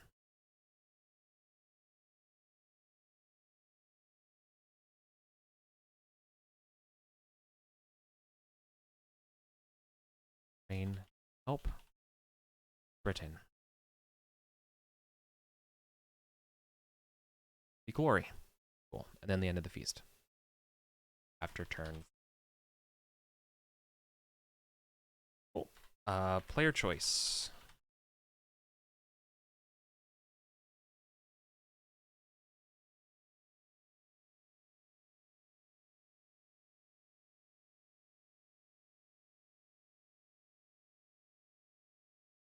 Okay, that didn't take the formatting.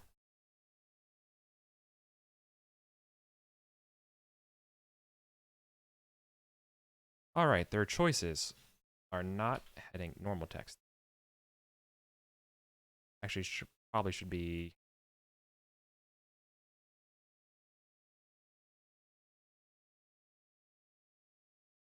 Lindsay Embassy.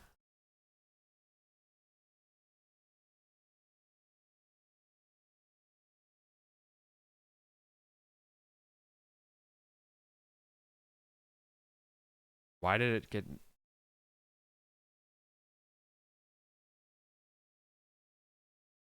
see. Also, low-key, gonna buy Sunny the handbook for a town called Malice. Oh, thank you. Yeah, send it to me. I saw your tweet about it. That'd be awesome.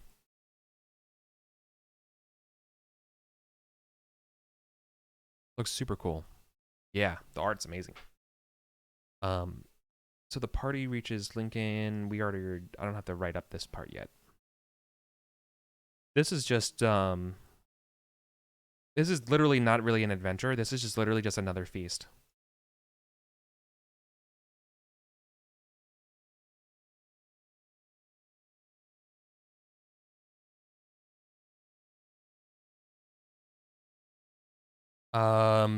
Oh, you're that Jay. Oh, wow. Yeah, yeah, yeah. Back. It's been a long time. How are you doing? I did not know that was you. Oh, you know what's funny? I know you the most from our Night Witches game. I remember that the most fondly. That's wild. Way, way back. Super way back.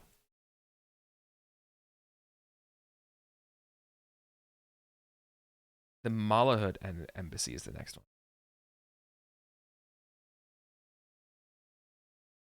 Mala Embassy. Is this another feast?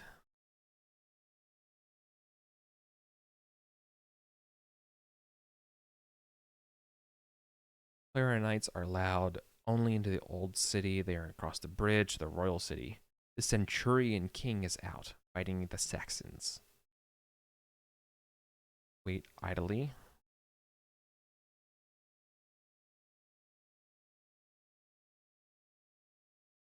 In the time when King David reigned in Judea, EricVulgaris was a powerful and successful king of Britain. He conquered parts of the continent and established many cities. Ebercrum is one of those. Grew to be an important, wealthy city with thousands of people living on both sides of the Ouse River. In Roman times, the city was a legionary fortress. More recently, King Harold de Apres has enclosed the civilians in the southern settlements with new defensive works, erected a new castle. The problem is that the Centurion King is out fighting, and they're waiting around. So then their choices are: we can either wait idly, roaming around the city is not forbidden. It has two castles, so the visitors are not led into one of them. After several weeks, the skies fill with winter clouds, and the wait finally go to conclusion. Tell Uther I'll have him visit when I have the leisure time. Basically, they piss him off.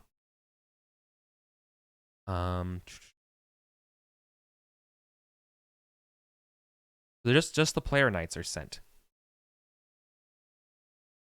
Let's see here. Action: find the army. The knights can ride out with a single guide, find the king in the field. They might meet Saxon pillagers or scouts on the way. They ask about their business, go to the conclusion. Action: fight while waiting. The seneschal one day asked, "Would you gentlemen be interested in chasing off some Saxon raiders? So some service can be done for the king to prove your honor. After a skirmish or two, go to conclusion." The conclusion is still the Centurion King asks the ambassador's business. He listens and then says scornfully, "Tell King Uther I will visit him when I have the leisure time." Then turns away, dismissing the knights, only getting 10 glory for their message. Okay, so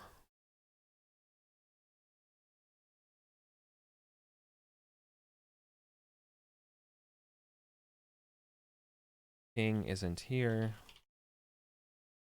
Do they wait? Do they find the army? They attack. That sounds dumb. I'm not going to do that.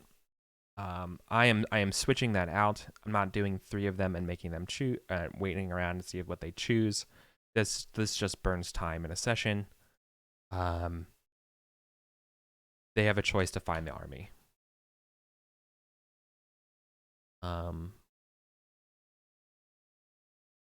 They can either wait or find the army.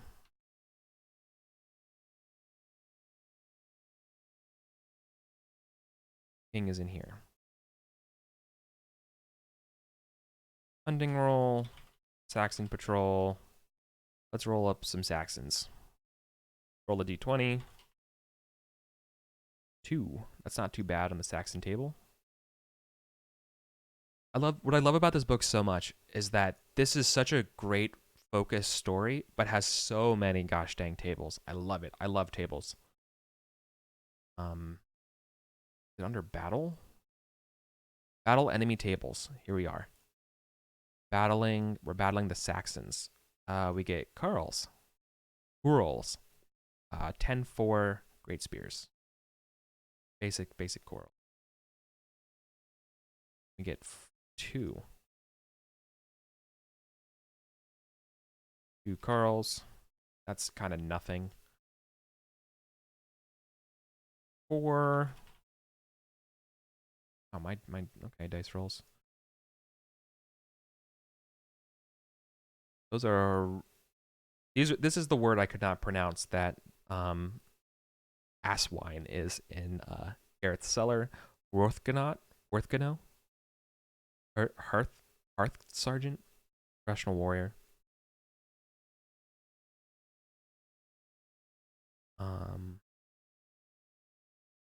Okay, that's not too bad. Their axe does 5d6, and they have armor. This person might be a challenge.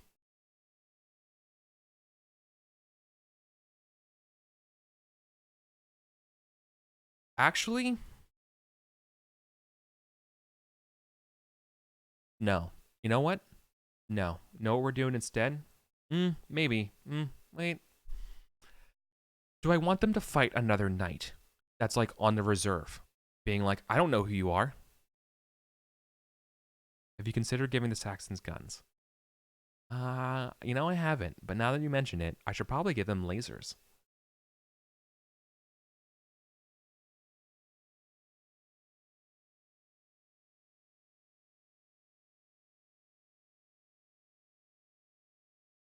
If they wait.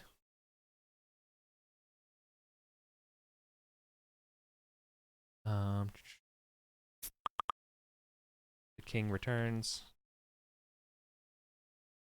And here's the couriers. Tell King Uther will visit. Have the leisure time.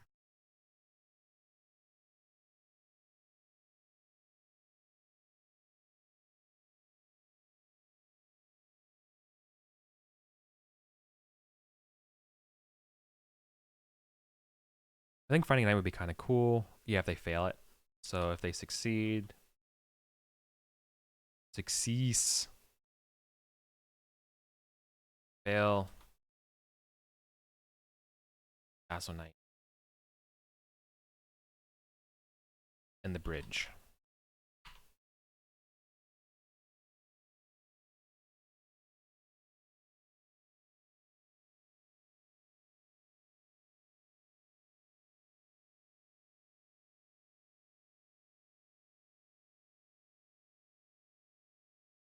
So I'll say two knights, two mallet knights block the bridge, demanding to know who these are. Who these player knights are. I can come up with the stats for them later. Or we can do some naval raids.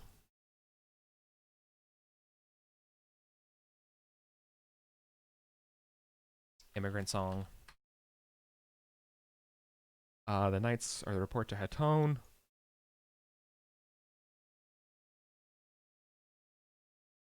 Let's see here.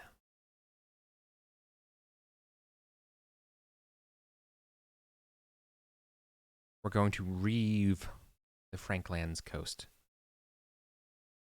Gren Winwin is the name of the admiral. Prince addresses the company, explaining they're going to raid for purely military reasons, not to invade, not merely to seek plunder, not for glory or love of battle. They're going to seek ships along the coast where they find them, land, and burn them. The job of the knight is to protect the sailors who go ashore to set the ships afire. All dead and wounded are to be retrieved and brought back to the ships. Ships are not large, having both oars and sails. The problem is to treat each landing as if it were a single battle round, with a random number of combat rounds, as per the battle rules. The knights can choose one of their number to be a unit leader.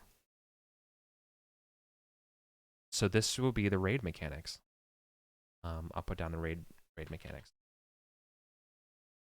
There is a nice player done raid mechanics that I don't know where they are, but I will have to look them up. The rules for these. But I hope they choose the naval raids. That'd be super fun. They sail up the Blackwater River and land at Maldon. It's a naval engagement. At the time, there are 2 Saxon warriors per player knight. However, well or poorly the player knights do, the Saxons are defeated and the ships sail back up the Colne River. The Britons pursue the knights. The fleet then takes a rest at Yarmouth, joined with reinforcements, where they attack northward near the lands of Lindsey. and 2 Saxons per night. Oh, nope. There looks like there's 1, 2, 3, 4 battles, and as usual, they get usual glory for each one slain. Wow.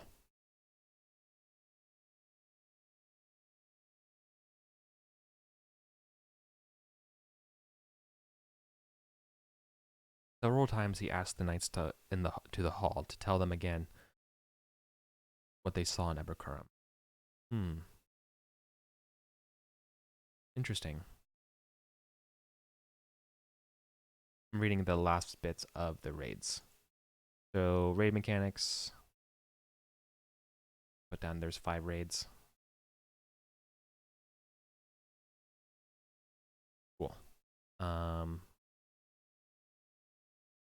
Yeah, you love and miss. Are you up on Twitter about sending you a copy at some point? Probably Thursday. Okay, thank you. You know what I didn't do? Shoot. I did not do winter phase stuff. We have to continue doing winter phase. It's down here. For example, let's go 487.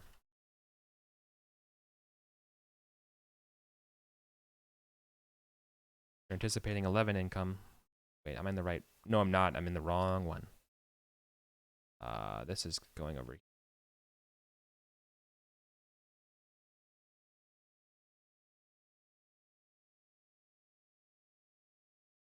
487.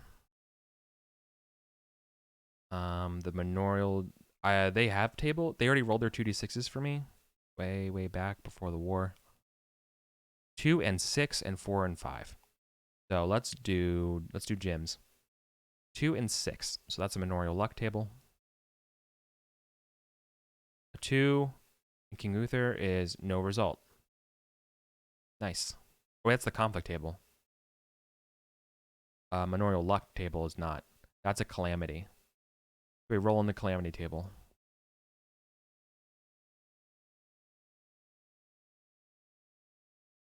A 7. Fabulous animal raid. +6 to fate. Go to the property destruction table. Oh no! Is it the Gladysant? Oh wait, no, you roll a d6 for what it is. You roll a d6. You roll a d6. A 5.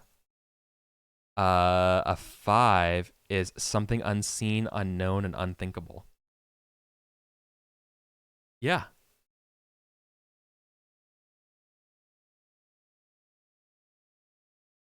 That's amazing. I forgot to do this. This is the fun part about the prep. Cool. When does this happen? A d4. This happens this fall. He's getting raided by an Eldritch Horror. Yeah, basically. I need to make a note under this.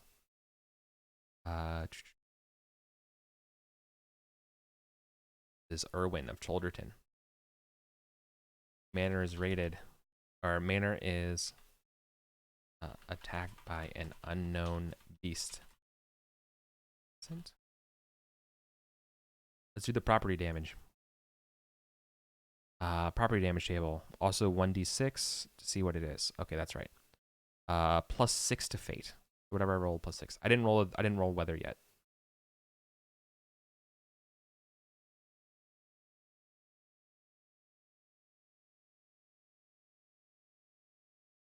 Calamity. Animal raid. So I need to roll 3d6 +5.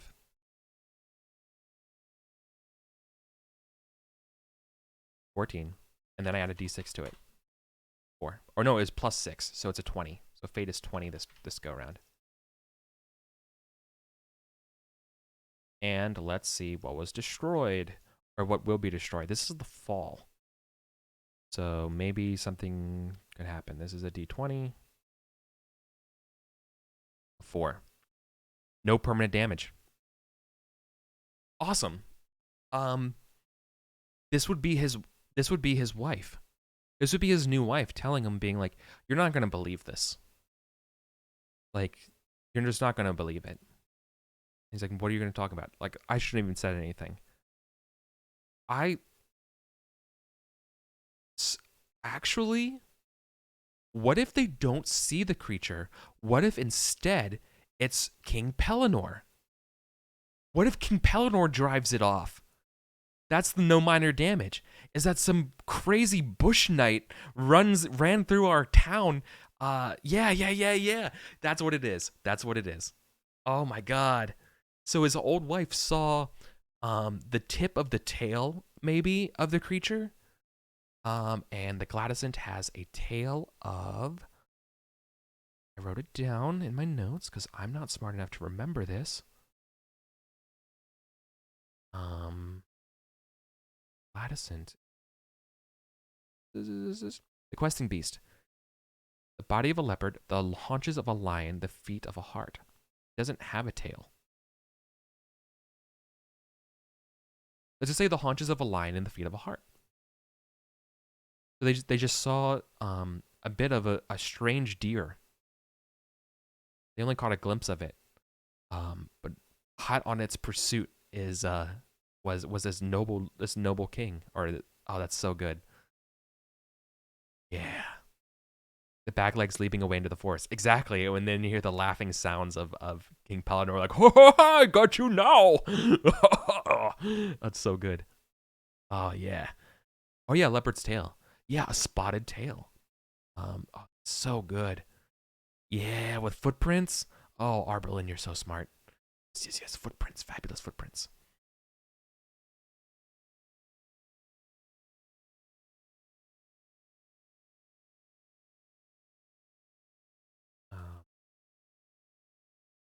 I saw a tail of a leopard. But mostly a great, a wild-looking bush knight rushing after it. Oh, I love this. This is super, super good. This is super good.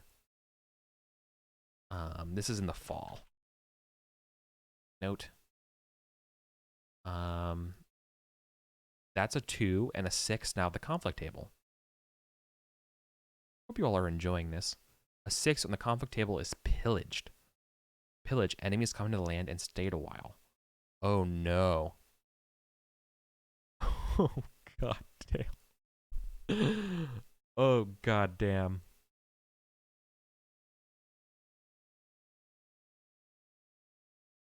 When you're pillaged, you get D6 plus 6 to fate. Well, let's see when it happens. A D4. A 3. It happens in the fall as well. Oh my god.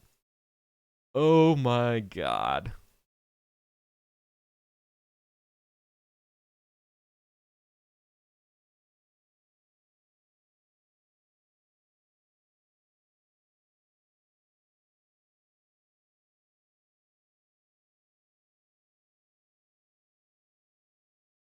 Oh my god. What the hell? Pillaged is a D6 plus 6 to fate.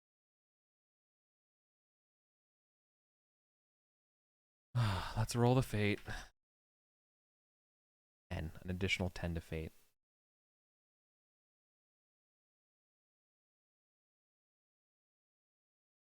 Well, here's the thing that we don't know. If it's the fall, I doubt they'll be back. If they don't do the naval raids, that's what I'll say. No.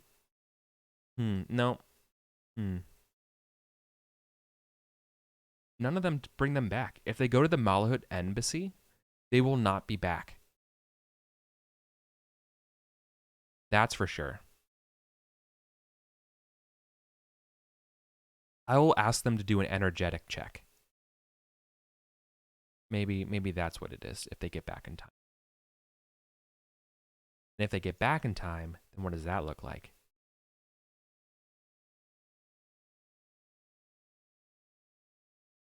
Where's my notes? Oh, it's up here.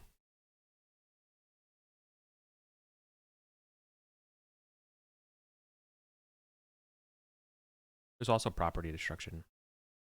I didn't miss that. When you're rated, then roll the property destruction table and add +5 to this.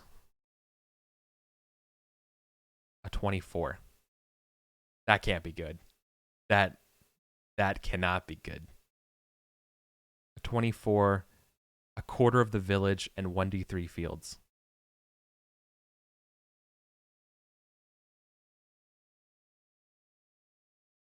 Three fields. Okay. 3 fields, quarter of the village. He cannot catch a fucking break. Oh my god. That is a quarter of the village. So hold on. So the record, a quarter of the village and 1d3 fields is +6 hate.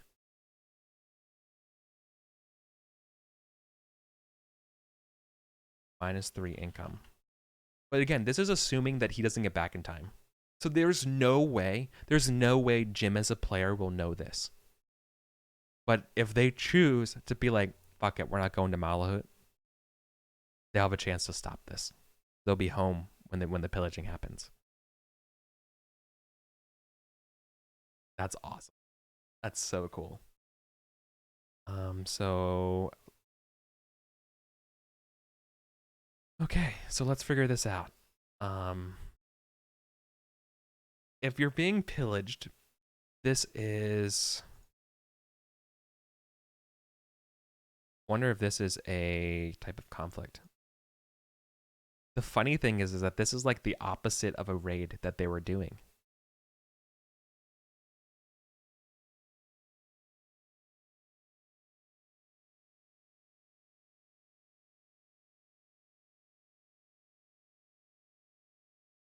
Are the players able to recruit retainers? Yes. Yes, they are. Hiring retainers is totally something you can do.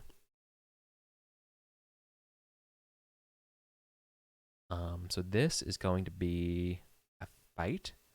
Valor, weapon, and battle, maybe? Prudent valor. Is siege a skill? Skirmish. Conquest. Muster. Loyalty. A muster? Might be a muster. Nope, it's probably, let's just say it's skirmish. No.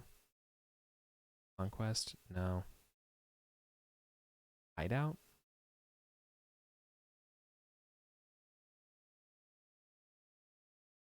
That doesn't work because you're not really getting anything from it. Conquest just turns into a fight. So it just looks like it's going to be fight. Skirmish. Lance, spear. Valor, and battle. I think it's skirmish is what I want. So all of these are, you're taken prisoner, fail, you take some damage, you gain glory. And what are those, 4 checks? 6 checks? Jeez Louise.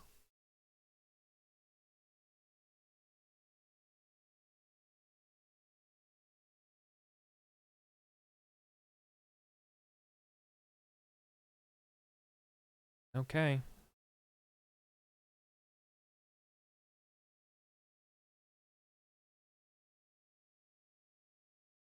Good luck, buddy.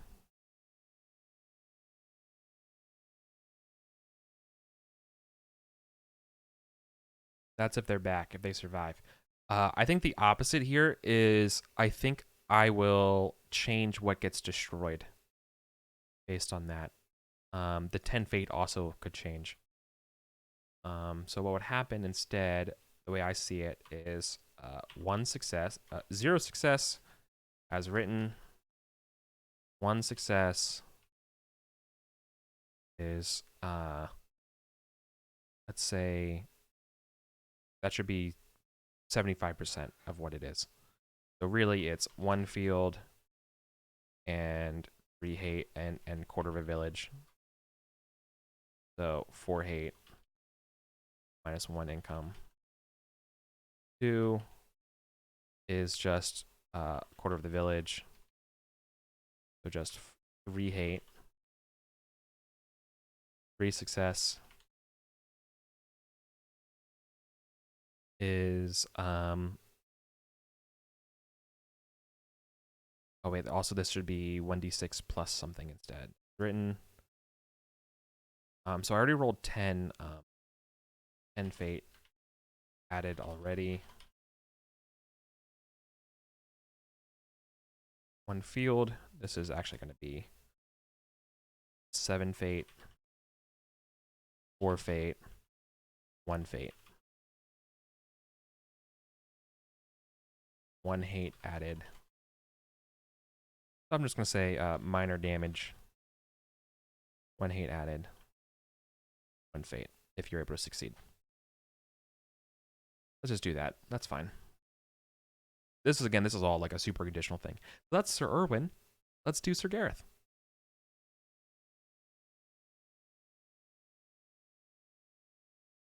Sir Gareth. Bad fortune. Bad fortune. Roll a d20 plus 10. 13. -1 curse until Christmas.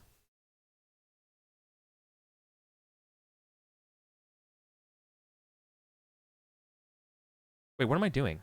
That's not what I'm doing. This is completely wrong. That's not. I'm not doing solo events. Doing winter phase. Get it together, Eric. The hell are you doing? 47. Their income is going to be like 40 because it's different ones. I need to look at what they rolled their 2d6 as. That's what I need to do. They rolled a 4 and a 5. Colin rolled a 4 and a 5. Manorial luck for a 4. No result, right? No result. So their manner is fine. Conflict.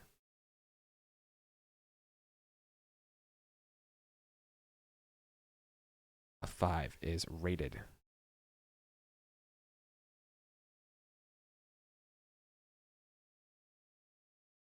(1d6 + 1). We already had a raid. Gareth owns 4 manors now.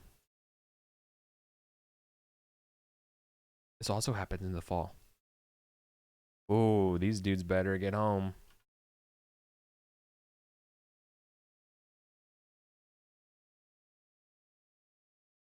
I'm going to grab my notes for the raid from last time.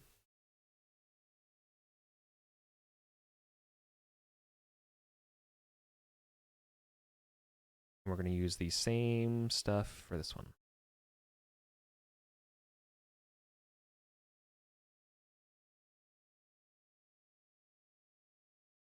Cool.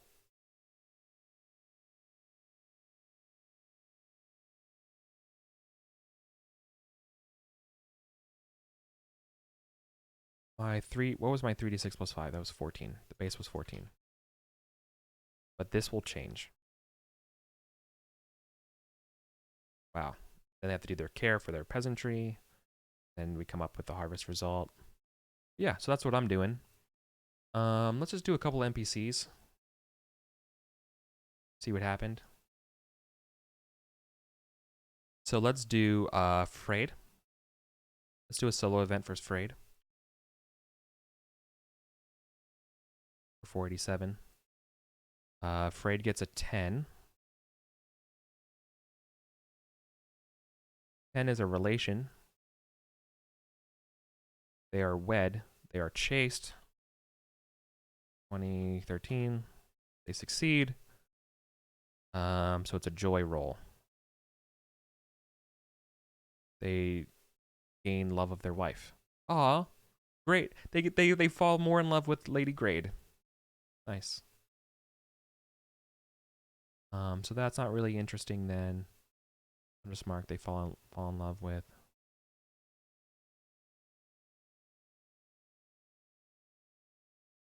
Raid NPC night affair? I have a fair. Why they have a fair? That's cool. Loves their wife. And more. Passion.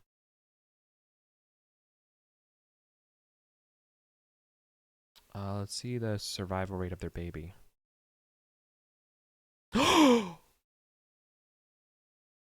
Their baby's dead.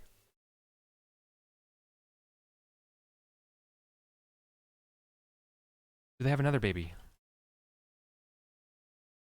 I don't know. What is a 13 might be that she's pregnant again. Survival. Oh wait, no. Wait, they're not dead. Oh good, they're not dead. I rolled twice. You're right, Varen. You're right. You roll twice. They're not dead. Oh yeah. Okay, they're alive. But let's see if they have another baby. Whew. Oh, got spooked. 17, safe, and a birth. They did have another baby. The baby is a female. Win-win.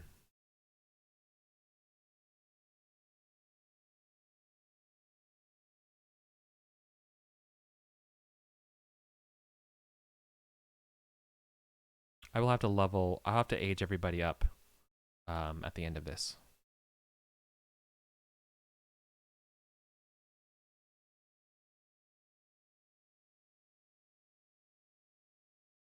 Abo 46. Parents are afraid.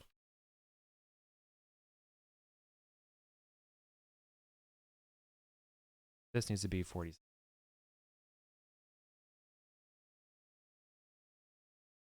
I'll mark it yellow. Jesus. Not orange. No, I need to update everything. Update the ages. Yeah, they were a child. They're 1 year old. You're right.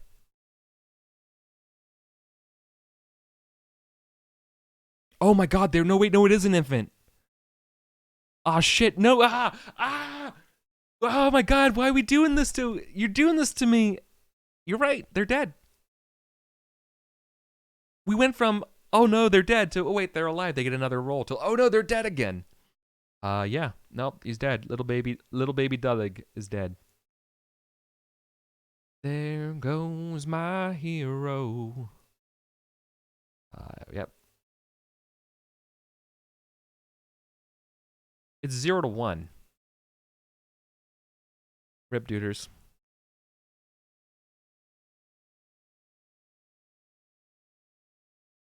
Yeah, I mean, technically, are they 1? I don't know. No, that was their first survival roll. It's okay. I rolled it. That's what I'm doing it. But they got a new baby. Wow. Ain't that a kick in the head? Did Great survive? Oh wait, she did. That's what I did with the pregnancy roll. Yep, we're good. So that's okay. That's okay. Yeah, no. We're good. We're doing good there. Fall raid.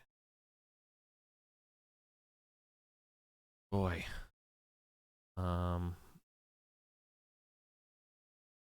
Okay. All right. In general, this is what I do for prepping a session, right? So now I have things that I'm thinking about right now that I need to add would be more rumors. I need about 3 more rumors so I can roll a d10. I need to come up with some more details about some of the affairs and stuff like that of who these people are referring to specifically. Like, for example, who the rich widow would be. I think Roderick has a name for the cat.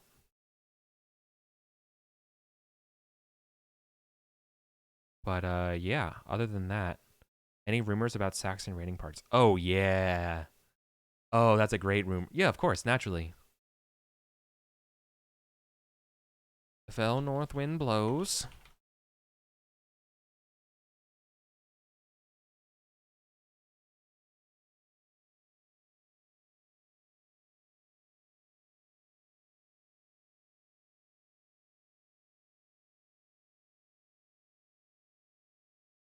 The bones call for a bloody end of the year.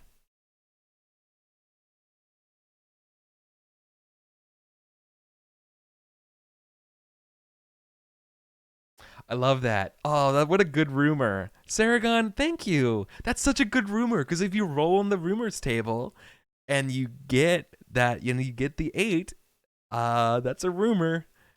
Don't be, yeah, don't be out past summer. So good. Then it's their fault they got raided. Yeah. Oh, that's so good. Poor, poor, poor people. So not only do they get raided, but then after the raid, later on, they think they're getting raided again. They come out and it's Gallicent. And oh my god, that's so funny. Okay. All right, I'm happy with this prep so far tonight, y'all. So I think I'm gonna call it here and get some dinner. But this has been super, super fun. Hopefully this has been rewarding for you all to watch and hang out and kind of get what I'm doing for the next campaign, for the next session. I love this stuff so much. Just thinking about it all and what I need to do, it fills me with a great amount of joy. So thank you all. Yeah, you love the shit, Baron. Awesome. Good. I'm so happy you do. So hopefully you get to see what's going on. So things to do. I don't need this anymore. I still need to read the Book of the Estate to figure out how 4 manners work, because I'm not sure I'm doing the same stuff for Colin that I'm going to do for Jim anymore, because I'm not going to manage 4 estates. I feel like that's going to be Book of the Estate shit. So, but this is how I prep. So just placeholders. Like I have to come up with a cool poem or quote. I might flesh things out a little more, but this, yeah, now it's just polishing and putting meat on this skeleton. But this is a year that I'm gonna do in hopefully about 2 hours, probably more like 2.5 hours. But I think we can get this all done. I feel pretty confident about it. So thank you all so much. I'm gonna get out of here, and I hope you all have a terrific day.